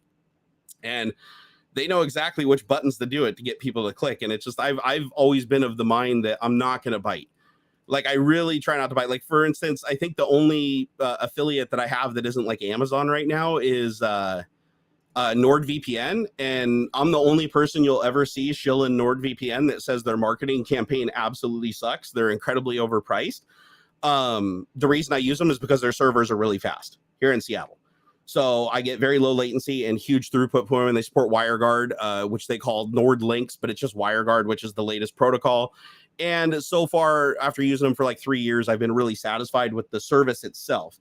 But is it overpriced? Yes. Is there marketing and like FOMO tactics and bullshit? Yeah, absolutely. Like when everybody's like, oh, you need NordVPN to like protect your privacy and save you from viruses and blah blah blah blah blah. Is that all true? No, not really. It's more the fear mongering aspect of it. It's like you should understand how things work and not just expect to install a thing and have all your problems go away. But at the same time, it does what it says it does, and it's fast. So that's how I market. The reason I can say that and other people can is because I didn't sign the contract and take a huge payday. I only make money if people use my affiliate link. That's it. And honestly, half the people that go to my affiliate link probably get a pop-up from the damn Honey browser that's like, oh, somebody over here gets you an extra month free, even more than Barnacules. Click on this to add that link. And who wouldn't do that, right? It's like if you're saving money, you're going to do it. You're not going to think about it. You're going to be like, oh, well, they're already going to get supported because I used their link. And a lot of people aren't going to realize that by clicking that button, they're diverting all of that revenue that would have gone to that person, no matter how small it was, to another person. And it's just misleading as hell. It's like Honey is literally just like the mob. They created a business that just siphons money off people, just like comic age clothing. And hey, let's create a business model where we make content creators feel grateful that they have shirts out there that their fans are wearing with their brand on it. And let's hope that they just don't realize that they're not making any money and we're charging so much for these shirts that they don't have any extent. We didn't leave them any revenue left to give to the content creator directly. So then they're like, wait a second. So a bunch of people are running around to my shirt, but I made less money this month than I ever have. And what did that person do? Did they even make the shirts? No. All they did is create a website that forwarded the shirts onto Amazon's printing services. So it's like they're like, oh, we're a t-shirt store and we make shirts and shipments. Like, no, for $32, all they're doing is their API just goes, oh, you put in your financial data. Let's take the money. Let's take off our $15 profit and let's shoot the order off to Amazon to print the shirt, do the logistics, ship it to you, and handle all that stuff separately so we don't have to do anything. And let's just pocket $15 a t-shirt. It's like, unchecked, if they had kept doing that, shit, they could have brought on 100 new makers on Twitch, and even if each one of them only sold 2 shirts a day or a shirt a day, they would have been making potentially thousands and tens of thousands of dollars while those lost support. So anytime there's a method for you to siphon money off somebody else, in business, that's what you do. Like if you know something in the investment market that's going to make you more money or put you in a position which is going to take money away from somebody else, there's only a finite amount of wealth. And you have to understand that in order for you to get more wealth, you have to take it from somebody else. And I understand that. I fully understand that. Capitalism and everything. Like for me to survive, I can't survive and feed my family unless I do something that makes you guys feel worthy of supporting me, because I do direct support. That's how I support myself. And even through that direct support, everybody takes their cut, right? It's like if you do a tip through PayPal, PayPal takes a little cut. If you do your tip through YouTube, YouTube takes a big cut. Through Twitch, Twitch takes a big cut. It's like for being able to host me and those, they take their little bit of it, right? Everybody takes their little piece of the pie to keep the cogs moving. But you do have a lot of people that come along. They're like, hey, we're willing to do unscrupulous things that other businesses are unwilling to do. And that allows us to move to the top so that we can get more content creators to promote us. And that's why you see a lot more crappy products being promoted than good products. Because if you're a live streamer or a content creator and you go to a marketing business, the marketing business gives you a list of here are the current ads that we have that are paying. And it always starts with the biggest ones at the top. Like this ad, 60 seconds, $5,000. The next one, 60 seconds, $4,500. And then down to the bottom of the list, 30 seconds, $500. And if you look at those things at the top, it's always going to be the parasitic stuff that uses fear of missing out, pay to win mechanics, like conning, like straight up just lying to people about stuff. And the requirements on those ads are going to be higher. Like you have to specifically say things that are untrue. You have to lie to your audience about using the product and what you think about it, because they pay such a higher rate. And then as you go down, the one that might be $500 or whatever is like, oh, you can say whatever you want. We don't have to review the video before it goes live. Or it's an affiliate link and they're like, hey, we only pay you for what you sell. And we're going to give you, 5 to 7% of the sale price. But then you have companies like Raycon, which are like, well, our earbuds are only $5 to manufacture, and they're just rebranded Wish.com garbage earbuds. we're going to go ahead and sell those for $89 and claim that it's half price. And the content creator has to say that they use them and they think they sound amazing and that they're fantastic. Even though a lot of these creators are like DJs and have used really nice earbuds and even own like EarPods Pros and stuff. And they're like, oh my God, these are so great. And I use them for everything in my editing, even though they lag. They have to say that stuff because it's on the list. But because they say that thing, Raycon's like, every pair you sell is going to give you like $30-$40. And you're like, so instead of having to sell 100 of these things to get $40 or whatever, you only have to sell one pair.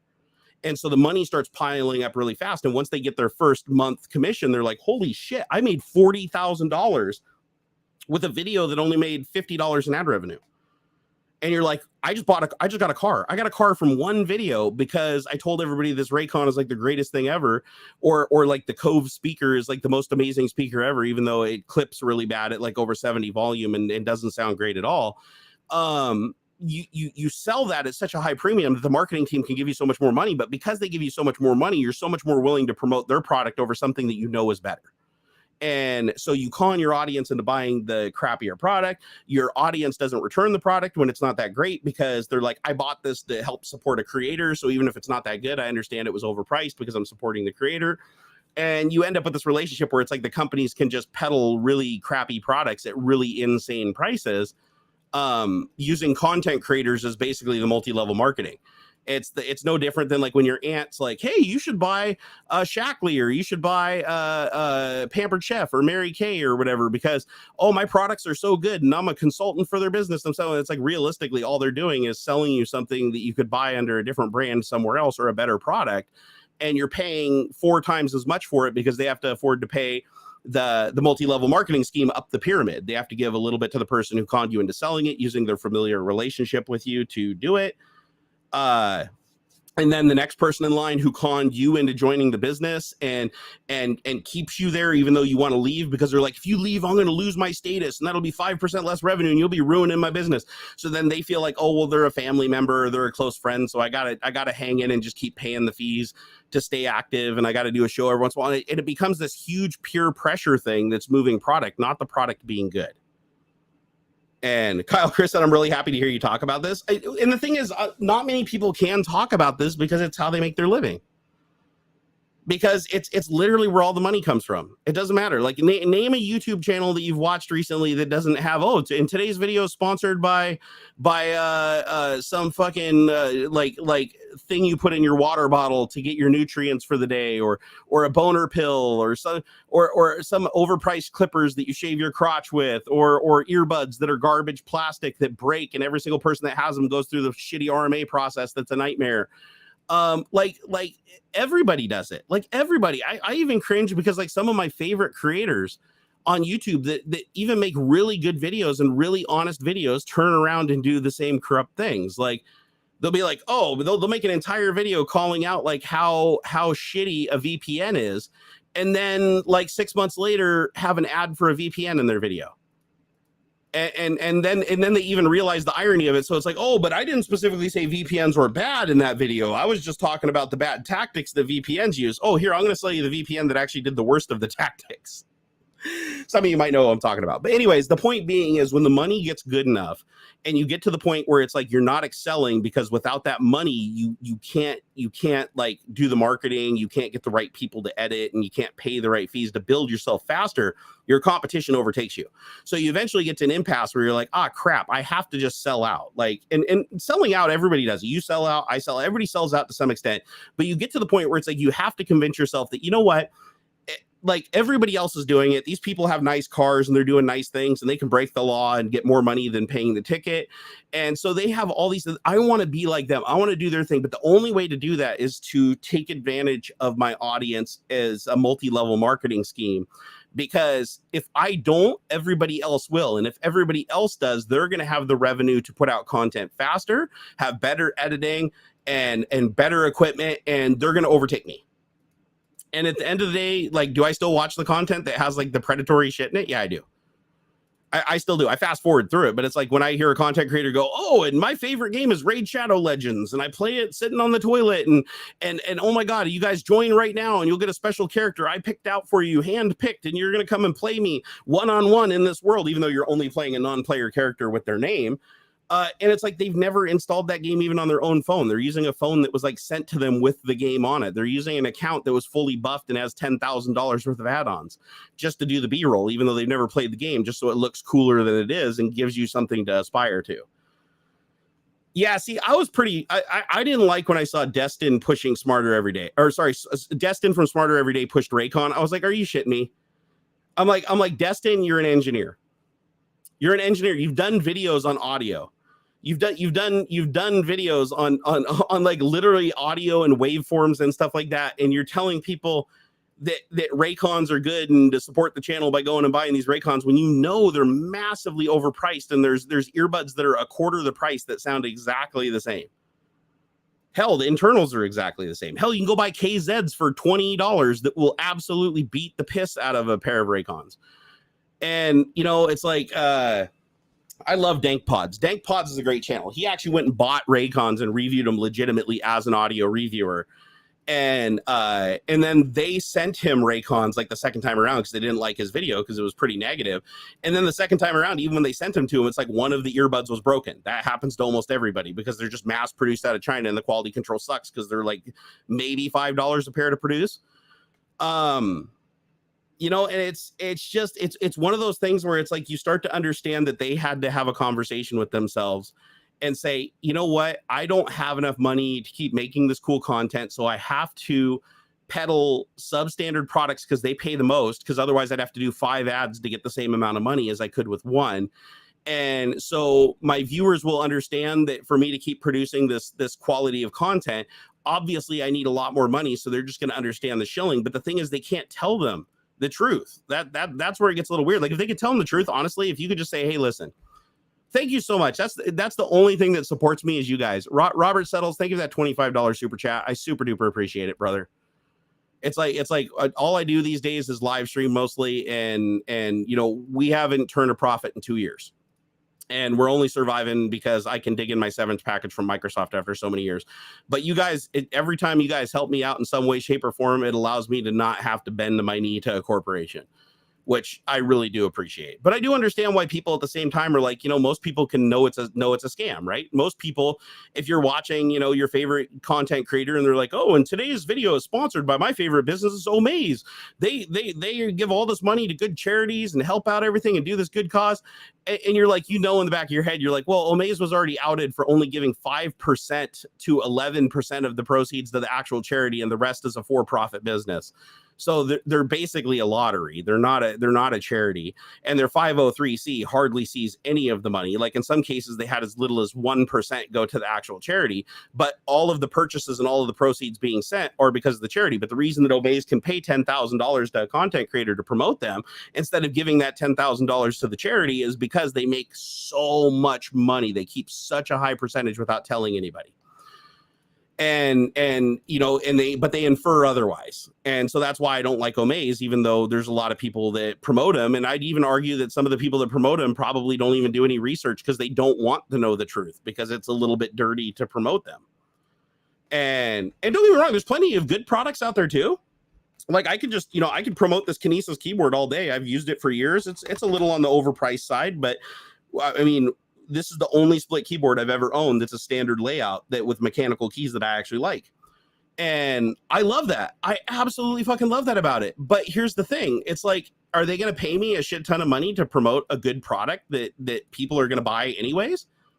You know, that's made in the United States. So they have to actually, or it's actually designed here in the United States and they're headquartered in the United States, still made in China. But that puts their prices a little bit higher than everybody else. They're a smaller company, so they can't do the volume of a big company. So their margins are a little bit thinner, so they can't afford to pay a ton. You know, so they're going to have a hard time getting people to market their product, you know? And it's like, even if I did approach them, it's like, why pay me? I'm already using the keyboard. People ask about it all the time when they see it in live streams and stuff like that. It's like, they're already generating sales. So why pay that person? Like, go find somebody else who isn't using the keyboard that they can pay to promote it. So you end up in this like weird situation where it's like, can you technically find businesses that you like that will sponsor you? And the answer is yes. And I do eventually plan to do that, where it's like, I only have sponsors for products I've already previously used and liked and established, so that there's no question that I'm not lying about it. However, you'll find really quick that the amount of money you get for sponsorships like that are much smaller. Like, let me give you an example. Raid Shadow Legends would pay, I think it was $2,500 for a 2-hour live stream. So Raid Shadow Legends will give me $2,500 if I just play their shitty game for like 15 minutes on one of my Twitch live streams and say, oh my God, this is amazing. And I'm using my level 400 super ultra warrior. I got to read the script and be like, they gave to me for free, but it's basically like $500 of upgrades that you have to microtransaction. But, oh, I'm fighting this and everything like that. And then, a certain number of people have to install the app and a certain number of people have to view the video. Otherwise it's prorated under that. But it's like you could get, I could get $2,500 for promoting a shitty scam that makes people think it's free, then it makes them invest all their time and then pops up and siphons money off of them using a fear of missing out and using fear tactics to basically force them to sell. And then if they can't afford it, it'll just keep lowering the price and be like, oh, this one time only, we're going to give it to you for $1. And then you realize, oh, I did $1. I got the dopamine burst. I'm still playing. And now I'm caught up with my friends. And then it basically pits you and your friends against each other of who can do the most microtransactions to stay in the lead. And so it's a very predatory thing, but that's why they can pay $2,500 because so many people, when they're in that predatory situation, give into it. But then you talk about like another sponsor that might want to run an ad on a live stream that's like a product that, people already know and already use and it's already well established. And that company might pay like $50. Maybe they might even do that. It might just have an affiliate link. So, which isn't bad. That's still a good thing. And I could go that route, but it's like, it just wouldn't generate enough revenue to survive off of. Whereas, if you do the bad ones that are at the top of the marketing list that everybody else is using, you accrue money really fast and you can build up a huge savings. So it just sucks. It's one of those things where it's like, I can be honest about it. Nobody else can talk about this shit because they can't breach those contracts, right? Like that's another thing. I don't sign contracts. I don't have a contract with NordVPN. I don't have a contract with my affiliates. My contract with Amazon basically says that I just won't break the rules for where I share the affiliate. I can say anything I want about the products. I can go on there and say, here's a link to the shittiest, dumbest product ever. Buy it at your own peril. Like I can do whatever I want.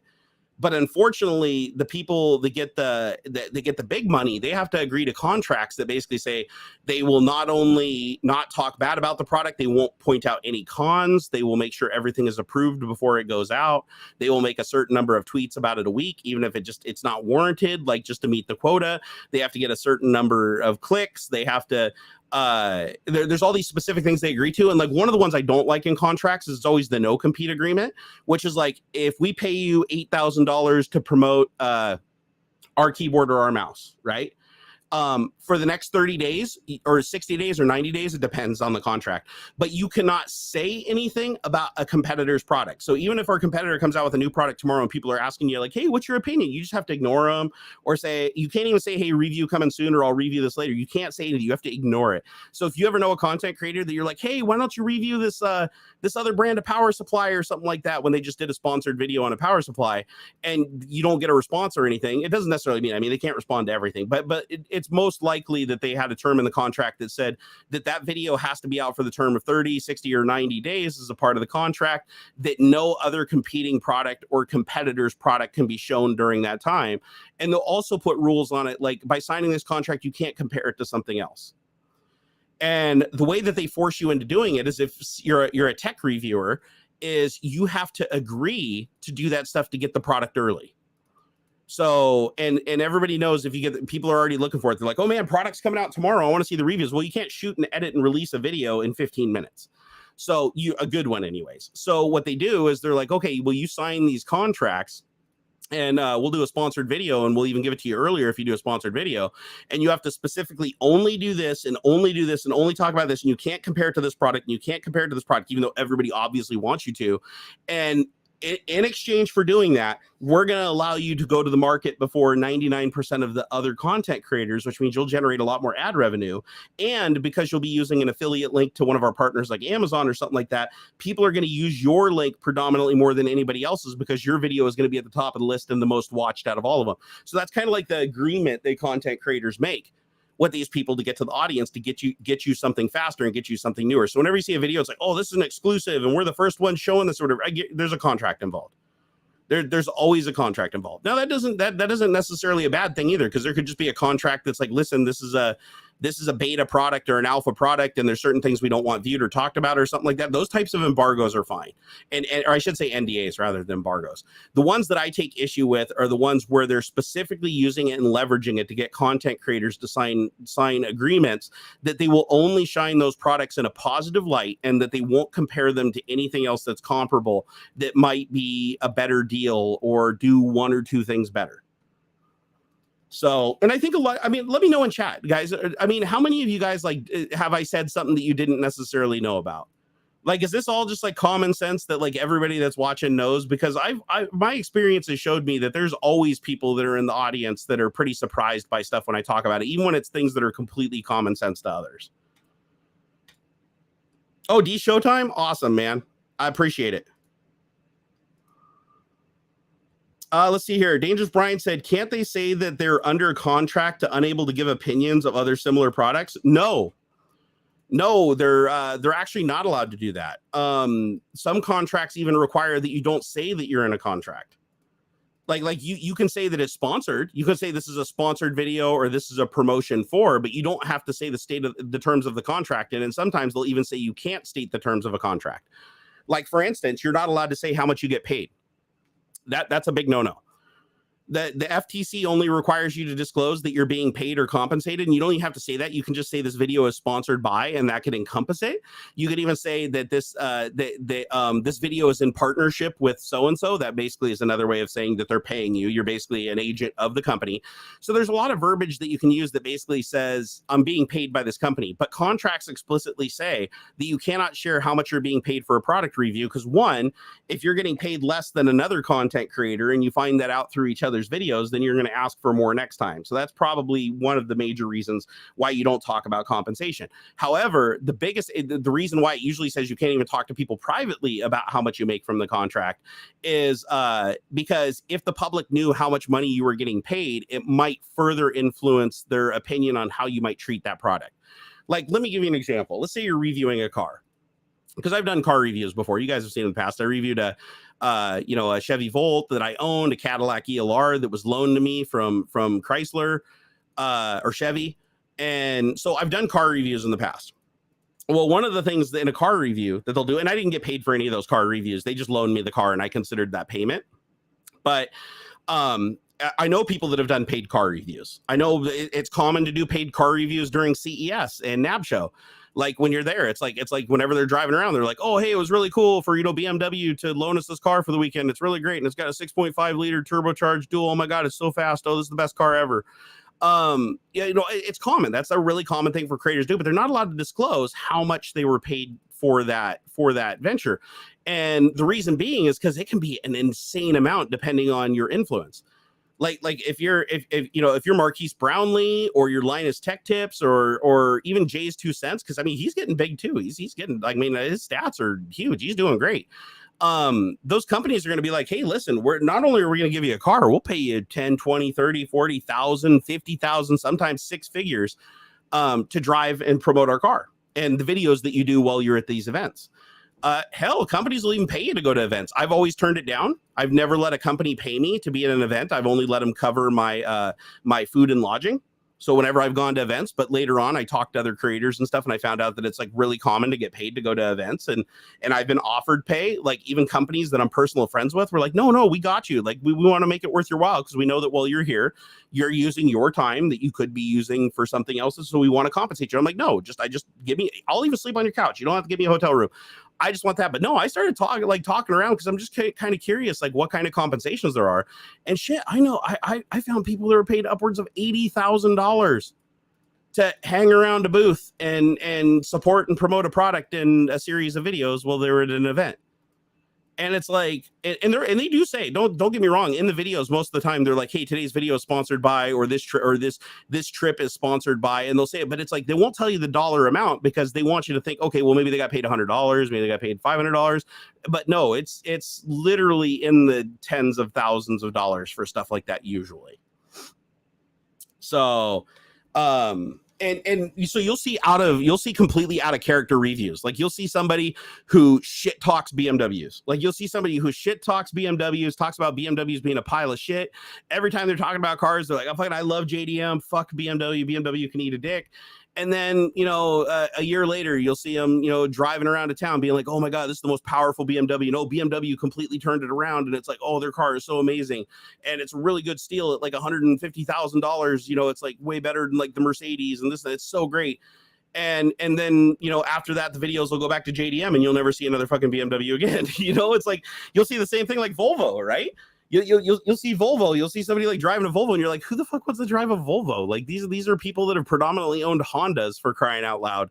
Like, why are they driving like a Volvo luxury car? And it's like that. I mean, that's paid. Volvo approached them, was like, hey, we saw you do a car review for an EV or something like that. You got a huge audience.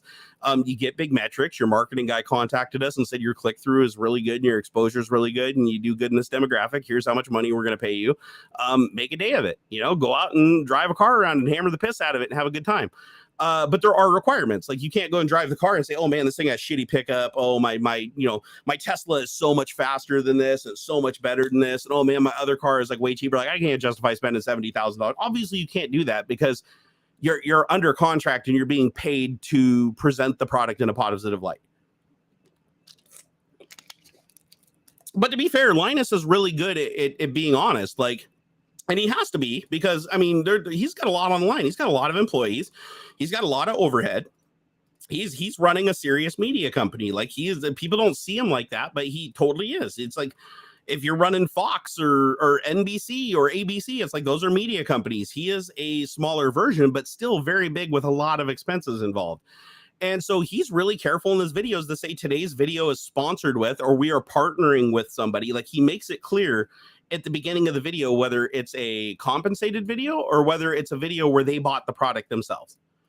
Like, there hasn't been very many Linus videos where I didn't know in the first like 2 minutes of the video that it was either sponsored and the company was involved in providing him the hardware and financial compensation, versus the videos where he's like, we went to Best Buy or we ordered this online, and we're going to be like brutally honest about it. And you can also tell from the video itself too. Like Linus is really good that when he did a view, I think it was the LG screen or something like that, where the partner video, he was like mostly like, yeah, it's a great screen. This is awesome. This looks amazing. This is perfect. And then he bought his own screen not long after that, which I think was the same. Was it the same screen? I don't remember. Don't quote me on this. But it was another like LG screen, and he still liked it. It was still good. But then in his review, he's like, we bought this one. This is 100% us, and we're going to go through and do a deeper dive. And then he went deeper into it, and he started talking about like more of the faults with it and some of the issues with it and some of the serious considerations where, he may not be allowed to talk about those points in a compensated video. And that comes down to the agreement in the contract, right? It's very hard to find a company that's going to pay you, 5 figures or 6 figures to say anything bad about their product. Now, there are companies that are smart enough to know that if you don't say any cons at all, like, that's not good either. You don't want to be 100% positive. Like, you want to throw some neutral stuff in there to make it seem like it's human. And that's a common practice now, where it's like, oh, it could be a little brighter, or the menu could be a little better, but it's still a fantastic experience. And for the money, it's amazing. Like that's what they want to hear, right? They're not going to like it if you're like, oh man, the pixel to pixel response sucks ass compared to the TV that was half as much. Oh, we reviewed something 6 months ago that actually had like a way better app inbox for doing YouTube or Netflix or something like that. If it comes down to an issue in a paid video where it's like, it might just fucking horribly fall flat or just straight up not work right, you just avoid it. You just work around it. So, but that's the business. That's the business. Hey, Balliot Brand. I appreciate the $33 super chat, man. I hope you're still in chat. What is it? The Surviving Hexagon and Self-Help. I love it. Thank you for the support, man. I genuinely do appreciate it. I normally don't solo tech talk like after my guest leaves, but I figured that this is something I'm pretty passionate about that I want to talk about more, because I do get quite a few people that message me when they see me struggling with like the health problems and financial problems and stuff. And they're like, dude, just do it. Just like get the marketing company, just do the Raid Shadow Legends, do the Raid. They're not scared off either. Like Raid Shadow Legends would pick me up tomorrow. Even all the shit talking I've done, don't even care. Don't even care. They're so freaking successful with those click-throughs and stuff. They know they're going to reach people. They'd pay me tomorrow. Raycon earbuds, I don't even have to ask for a contract. Go to their website and just sign up and say how many followers I have on YouTube, and they'll give me an affiliate link that pays a crazy amount, or I can message them and even get more by working with a partner manager. They're like, just go do those things. Like everybody else does it. All your peers do it. Just do it, dude. Like what are you worried about? And the thing is, I just can't.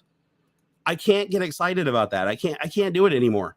I can't look into the camera and be like, oh my God, I'm really excited about these Raycon earbuds when you guys have seen me review, Hi-Fi Man HE500s with, an iffy hip DAC and stuff running like uncompressed freaking FLAC. You just can't. Like, yeah, exactly. Principles over profit. But I'll tell you what, there aren't a lot of people in this world that principles over profit made them famous, made them rich, made them live in the lap of luxury. It just doesn't happen. It's like you have to decide, and I figured that out. You do have to decide. And luckily, I got a family that supports me in that decision. That helps a lot when you have a wife and a kid that are like, no, we completely understand. Like, we're willing to not have like the greatest, most glamorous life ever and be content with what we have and be happy with what we have. So that you don't have to basically put yourself into a situation where you're owned by a corporation again, like you were with Microsoft. And now, will that ever change? I'll be the first to tell you, completely honest, face to face. Absolutely, it can. If I continue to not survive and we keep eating away at our savings and we get to a point, eventually I'll hit a point where I'm like, okay, well, the experiment was unsuccessful and it's impossible to get enough support organically from an audience to be able to speak honestly and freely about everything. That at the end of the day, people with money want to just be told a very specific thing. And if you want to get that money, you have to tell them what they want to hear. And you have to say the thing that people want you to say to give you the money to say it. And I may come back full circle and people come back and point at these old videos, because I'm not going to delete them. People come back pointing at all these videos and go, hey, whatever happened, Barn? Like, dude, what are you doing? Whatever happened? I'll be like, dude, life. Like, I tried it the honest way. But honesty doesn't really get you so far when you're talking about like wealth and money and survival. If it did, you wouldn't have so many predatory companies that treat their employees the worst having the most money. Like, you ever notice that? It's never the companies that treat their employees really well that are like the Fortune 500 companies that make billions of dollars and their stock is through the roof. They don't get that way by giving their employees what they deserve. They get that way by giving their employees as little as humanly possible, squeezing as much work out of them as humanly possible, because at the end of the day, efficiency matters. And so once you realize, I mean, that is how the world works. And so, but I want to fight that. I want to fight that and challenge that and say that at some point, I believe people are going to be hyper aware of all the stuff that's going around. If at least some people tell them about it, and maybe they'll take a second to share that story. Maybe they'll take a second to share that information. Maybe they'll take a second to research it and investigate it and look into it further. Maybe it'll pique their interest. And maybe we could get enough people that are talking to each other that the scammers can't get one over on people, that the con men are no longer profitable, that crypto scams just fall on their ass because there's not enough marks to fall into the trap anymore. And once you get to that point where you have people that are educated enough that they're not so easily duped or so easily tricked into doing something, that's when you're going to see the rise of the people that weren't clickbaiting and lying and faking shit and stuff. You're going to go back to seeing content that's like people's real hobbies and how they real feel, and genuine people presenting as genuine, because it'll go back to, that's how you make a living. That's how you get people to want to give you money and support you and buy your merch and stuff like that. The way you do that is through honesty. And honestly, in the tech community, the person that I have to give that award to all day long, that's having his cake and eating it too, is Gamers Nexus. Steve from Gamers Nexus, honestly, and don't get me wrong, there's other ones too, but Steve from Gamers Nexus, he has a bunch of employees, he has overhead, he has a shop, and he's reinvesting into huge testing equipment, super specialists. The passion drives them. And he is able to freely speak about almost everything. Maybe not everything, but almost everything. And he can call out bullshit in the community when everybody else has to stay silent until he says something and opens up the floodgate. So I have a lot of respect for that. And the thing is, he's primarily funded, as I understand it, through ad revenue, which isn't a lot these days. It really isn't. But ad revenue and merch sales, because the merch he sells isn't just some rando store. Like even I did with like Merch Minion, where it's like, oh, some art on some shirts, print it out and get it. At least my store, it's like my friends literally printed the shirts and sent them to people and sourced the shirts. So it wasn't a complete mechanical operation like these people use like Redbubble and Amazon and stuff. But no shade. I mean, a merch store is a merch store. You end up having to pay overhead to somebody, right? Whether it be Amazon or something, you have to pay somebody to print the thing on the shirt and do the logistics.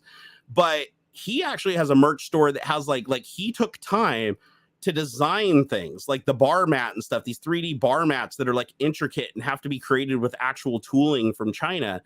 And he sells merch like, like tool sets and stuff like that are bespoke. And so you don't just buy his merch to support him. You're buying something that is truly unique to him.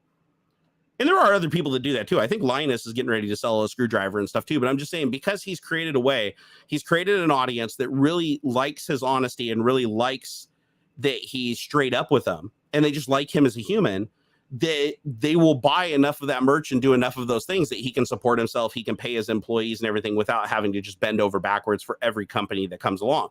And then he can pick his sponsors. He doesn't have to go, oh shit, we need a sponsor that's $10,000, so we're gonna have to pull in Raid Shadow Legends if we're gonna make rent this month. He can be a little bit picky and say, okay, well, I will take a sponsorship, but it's not going to be from a gigabyte power supply. It's going to be from a company that makes a product that I already know is good.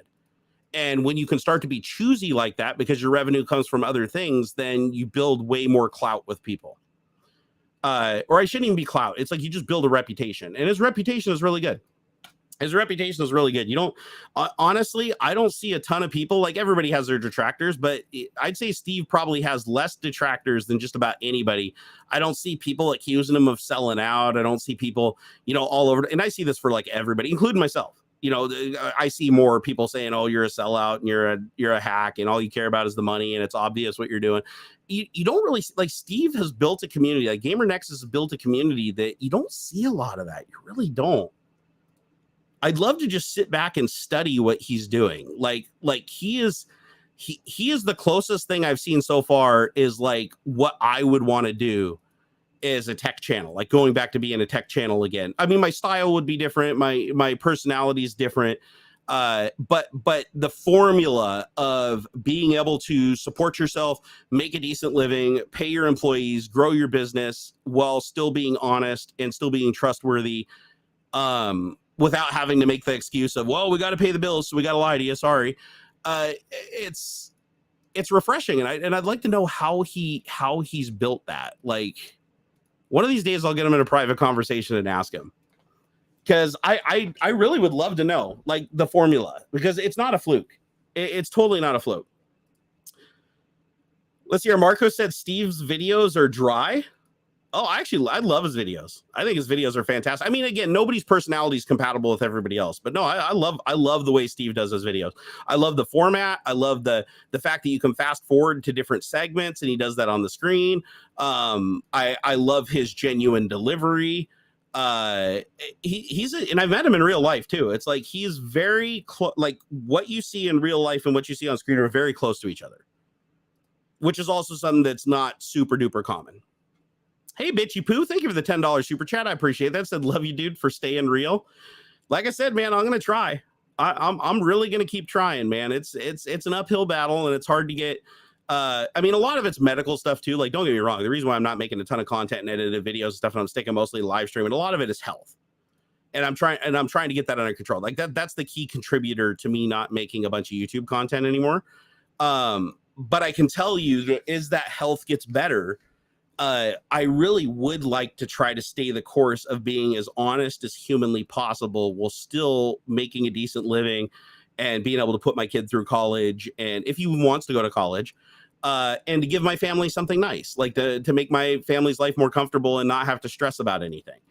That'd be great. That'd be absolutely great. But again, it's a lot easier to do that, doing shady shit than it is doing it the right way. And actually, I shouldn't even call it the right way, because if it was the right way, then everybody that was rich would have done it that way. It's obviously we're skewed towards the right way being manipulative and like Elon Musk is really good at having like an audience that he's a good entertainer, right? Like Elon Musk is a really good entertainer. He's a very charismatic person. He seems like he's fighting the man, and he's using his wealth for good and everything. It's like you go do the research and you realize a lot of that isn't true. It's all smoke and mirrors, and he lies an awful lot. But the character itself is really charismatic. So you get these people that will defend him no matter what. Like, even if they know he did a really bad thing, they just forgive it because they're like, they love what he does. They love what he stands for, or what he says he stands for. And they like the mission. They like the idea, right? It's like Team Elon, and that's fine. That happens with a lot of people. And that's a huge key to his success, because if you can control public opinion of yourself to that level, when you are that wealthy and that much in the spotlight, you are definitely doing something right. Like you are, I would say Elon is really good with psychology. Like, I think he really understands the human psychology, and I'll totally give him credit for that. And hell, I'll give him credit for creating the predecessor to PayPal. I'll give him credit for even though, his first effort with Tesla completely failed, he did get another round of investing because he's a really good marketing guy and a really good funding guy. And and SpaceX, he did achieve something with SpaceX that nobody else has ever done. So you can ignore like the the Neuralink not really going very far, the Hyperloop being a non-starter, the Boring Company just being a mechanism to basically sell flamethrowers because they've only ever dug like a half a mile of tunnel that only goes in one direction and autopilot doesn't even work in it. The overpromise and underdeliver is a huge mantra with Elon, but all you have to do is just keep doing it until you get a success here and there, and then focus on that success to draw attention away from the failures. And it does work. And to be fair, to be completely fair, even though people are like, oh man, why do you hate on Elon so much? To be fair, I don't like Elon as a person, but there's no denying SpaceX and Tesla have changed the world. They've done some shady shit to do it, but they have absolutely changed the world. And is Elon a critical part of that? He is. He absolutely is. If Elon did not have the uncanny ability to get investors on board in situations and manipulating those situations, even against SEC, against legal, taking the fines up the butt, getting kicked off the board, and having his Twitter nannied by somebody so that he can't ever manipulate SpaceX or Tesla stock again. It's like he is willing to do those things. Like he is good at doing those things that other people might not be so comfortable doing. And that has allowed and cleared the path for the company to get the funding and the stuff that it needs to be competitive and to shut its competition down. And so, and the end result is good. Like the end result is really good. Like, it's like even this whole Starlink network, it's like, is it exactly what he promised? No. Is it going to run at capacity well? No. Is it going to be easy to replenish those satellites every 4 years and on budget? Hell no. But does it work? Are there people out there with a Starlink uplink that are using high-speed internet right now that is relatively reliable in some locations? Yeah, absolutely. Did he charge more for it than he said he would? Yes, by a lot. Did he raise the price of the dish even though he cut its production cost net? Yes, he did. He says a lot of things and does another, but the thing is, as long as he gets close enough, as long as the big bullet points get addressed, everything else is forgiven. And he's good at that. He's really, really, really, really good at that. Patrick said, honestly, I don't like him as a person. I'm only interested in the technology advancement. Could care less about his perfect life, his personal life or public persona. No, and fair point. But here's the problem that I have is that his business life and his public persona are the same. He doesn't separate them. Like Elon Musk on Twitter is a marketing vehicle in a stock and crypto manipulation machine that affects all of the businesses that he heads, all the businesses he's on the board of. Like everything that he does, even his little tweets about, oh, I'm going to put cocaine back in Coca-Cola. It's all based on a plan. He's using psychology and he's using meme culture and he's using all of these things he's witnessed with Wall Street bets and everything. He's figured, and that's why he wants to buy Twitter. I mean, it's obvious that he wants to buy Twitter because he doesn't advertise through conventional means. The reason he's beating his competition is because he's advertising directly to people on social media as a human being instead of everybody else buying commercials on television, right? He's more of an interactive human being. And so buying Twitter definitely fits really, really well with him taking his advertisement to the next level and having that close connection and the ability to disseminate instructions to people at breakneck speed and huge amounts of people quicker than anybody else can respond. And that gives him a huge edge because if he can get everybody to go jump on and buy a stock like Wall Street Bets, 90 million people all at the same time, he can put that thing into a position to artificially manipulate it and trigger a bunch more bots to buy in and push the price even further and further and further up, and then ride that bubble, sell, then buy low and do it again and again and again and rinse and recycle. You can do it to his own stocks. You can do it to other people's stocks. Once you get to a certain point where you can steer such a huge collective of people, you can have a lot of influence. It's actually the reason why the church still has so much control in politics. Like you wonder how, how are churches still tax free? They have massive tie-ins with governments. They have massive tie-ins with our representatives in Congress that are God this and God that. And we got to pass this legislation because of this, and we agree with the church and God this and God. Yet they don't pay any taxes because there's supposed to be a separation of church and state. It's like Elon Musk kind of follows that same mantra where it's like he's having his cake and eating it too because he has so much influence and so much control that he can politically steer things. in his favor, and also by helping the people that he's steering the favor, he's also compensating them, so they're making out like a bandit. But it's like no person should have that much control. At that point, it looks like a democracy, but it's not. And that's where like capitalism of this level, where you have these super hyper wealthy people that are like American oligarchs, like Jeff Bezos, Bill Gates, Elon Musk, it starts getting to the point where it's like the wealth and power is so high and their reach is so infinite, especially with social media. And Zuckerberg has proved this. This is why Elon wants to own Twitter, is because he's seen what Zuckerberg has done with Facebook. Like Zuckerberg can push a button and start a war in a country. Zuckerberg can push a button and completely push politics from one side to the other. He's done it. He's done it. So I think it's really important to Elon that he takes advantage of that. He's witnessed it. He knows it's worked. He's used it as advantage. Now he needs to make sure he owns the platform, and he can manipulate that platform into what best suits his message and his ability to reach his audience. And everything else will be secondary to that. Yeah, just a few people like Rupert Murdoch, right? It's like, how much power does that guy have? You know, he owns like one of the most famous news networks on the planet.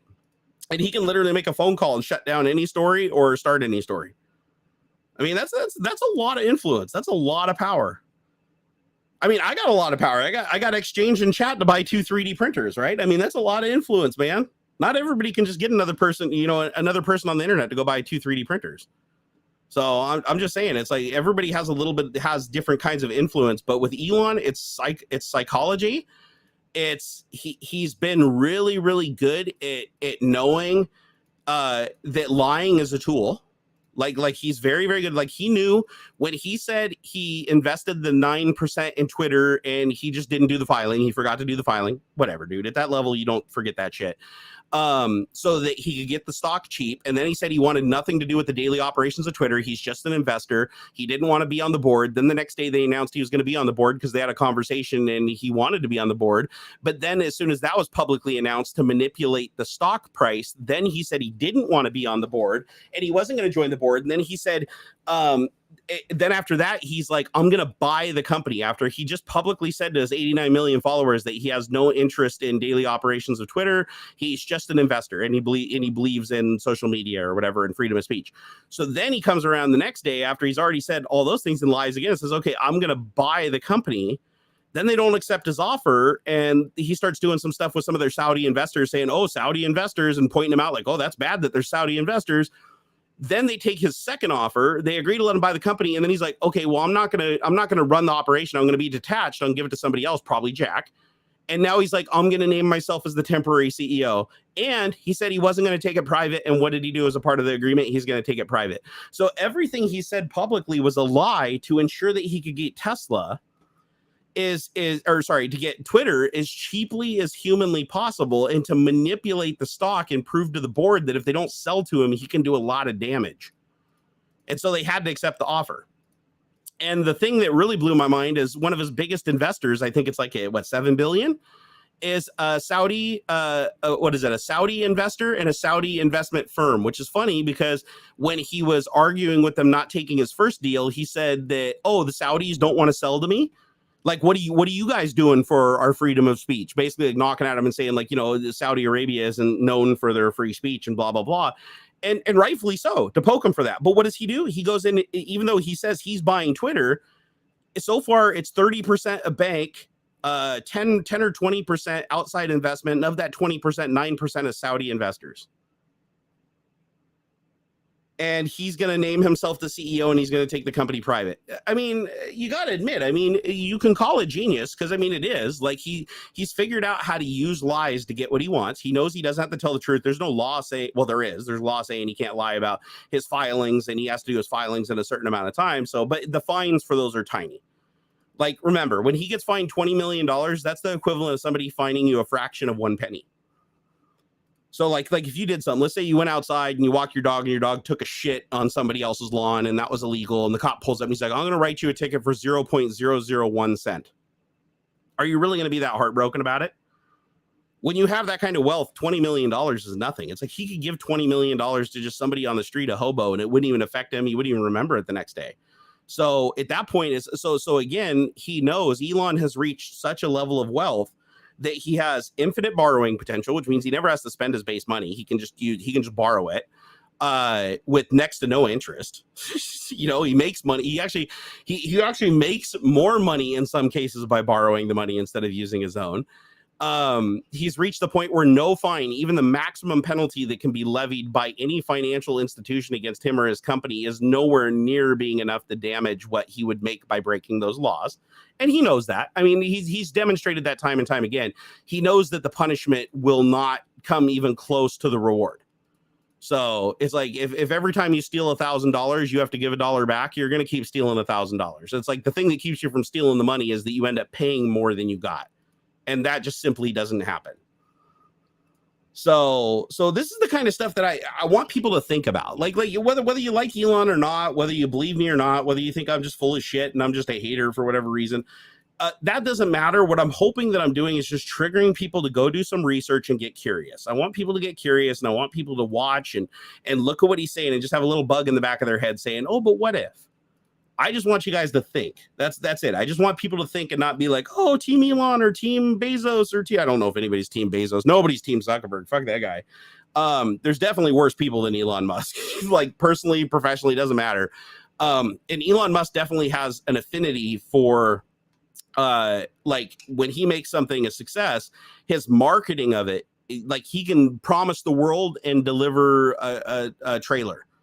And people are good as long as he delivers a trailer and he's happy with that trailer and he tells everybody else they should be happy with that trailer, then it's all good. As long as his trailer is bigger and better than everybody else's trailer, in some cases, not even, right? The Boring Company dug a hole, said that it was going to be 10 times cheaper and, 100 times faster, and everybody be driving underground and sleds and 150 miles an hour Hyperloop's going to be this. And he got all the national press for that, where he became a household name. And he hasn't delivered on any of that stuff. But you know what? He knows that even if he doesn't deliver it, he gets the good press and the goodwill. And then if a company comes around and goes, oh, well, he fucked up, the Hyperloop, doesn't work, it's flawed design, it's a stolen design, it was already invented before. Then he just comes out and goes, oh, well, I never was actually going to do the Hyperloop. Like that was just an idea I had and other people ran with it and I just gave it away. But now he announces on Twitter that next year he's going to have the first full-scale Hyperloop online, when they can't even get a mile vacuum chamber to seal above ground. So you get what I'm saying? It's like, but he gets the marketing for that. Everybody's like, oh, see, I told you Hyperloop's going to be a thing, because he knew that Hyperloop was getting a lot of negative press and a lot of attention. So he just comes forward and says, hey, listen, next year, man, just like autopilot, next year, Hyperloop's going to be done. Then a year later, they'll be like, well, we did the initial trials. We have a Hyperloop going in one direction, 25 miles an hour that carries a hamster. And so we're way ahead of schedule if you think about it. And honestly, this is better than my wildest dreams, even though that's not what I said a month ago. And people will be like, okay, give him another year, and then more money and more money and more money. And then eventually, when it completely fails and it doesn't deliver, he'll just use it as a marketing device to continue to prop up other projects. And so, and there's no other human being on the planet that has enough capital to be able to do that. So it's like, it's definitely something he can do to outcompete anybody that's a potential threat to him. So, yeah. So it just people just need to think. It's like he's not Iron Man. Elon Musk definitely isn't Iron Man. He's very intelligent, but not in the way people think. He's not a guy that's going to come in the room and be like, oh, well, you're going to solve the problem on the whiteboard and but carry the one and then this is going to make this. No, he hires people to do that. He just has to appear to be the guy that's making it happen. He just has to appear to have all that focus on him, because that's the marketing vehicle. He's the golden boy. Anything he touches is going to succeed. Even if it's vaporware, it doesn't matter. It'll still raise hundreds of billions of dollars in capital, and a lot of people will still make a lot of money. And that's business. That's business. Mr. Elon, can I please have the 250 million, please? Yeah, unfortunately, that doesn't work. Rich people don't get super rich by giving away money. That's why I thought it was funny that, Elon's like, hey, if somebody comes up with a plan for solving world hunger, I'll give him $8 billion. Well, they delivered it to him. He never gave him the $8 billion. He's like, oh, every piece of dirt that I pull out with the Boring Company is going to be turned into bricks, and I'm going to sell those bricks to people to fund free bricks for homeless shelters. Well, yeah, he made the bricks from his one tunnel. He sold them for $200 a piece to rich influencers to make videos that advertised the Boring Company, advertised SpaceX and Tesla and Elon Musk, and never gave a single brick away. He sold them all to influencers for $200, never gave a single brick away to anybody. Not a single homeless shelter, nothing yet. If you ask anybody back to those events and how they remember it and stuff, it's like, oh, he's given bricks to build homeless shelters. He's given billions of dollars to solve world hunger. He's solved world energy by saying all we have to do is this, this, and this, and put solar panels over the state of Texas, and they'll give enough power for the entire planet. Yet, even though he's a solar company and a battery company, he hasn't even come close to anything of scale beyond just a momentary capacitor to help with the network's loads. That's it. That has to be like reconditioned and reserviced every like 5 to 10 years. So he's just really, really good at just selling shit. You know what I mean? It's crazy. It's just absolutely crazy. All right, guys. Well, I'm gonna start wrapping up because I am like way over for Tech Talk today. And huge shout out to David Hewlett and also Gimpy G. If you guys can help out Gimpy G, his house burned down during a live stream last year, and we're still trying to raise some revenue for him. You can go find him over on Twitter at Gimpy G. Real great guy, good friend of mine and David's. And also, if everybody can head over to Twitter and hit up at AuxxZillary and let him know we missed him on the show today, and to get better soon because he's fighting a little bit of a cold right now. That's why he's not here today, but I'm sure he'll be up and moving for the stream next week. And if you guys would like to see me in my regular solo act that I do 3 times a week over on Twitch TV/Barnacules, I'm there Monday, Wednesday, and Friday, 3 p.m. Pacific. And just FYI, it's 18 plus over there. So I get a little. Hey, what you hear now is probably just a tiny little close taste of what you get over there, but like times 1,000. We go hard over there. You guys have been amazing. Thank you for all the support. Thank you for allowing me to continue to do this for all these years.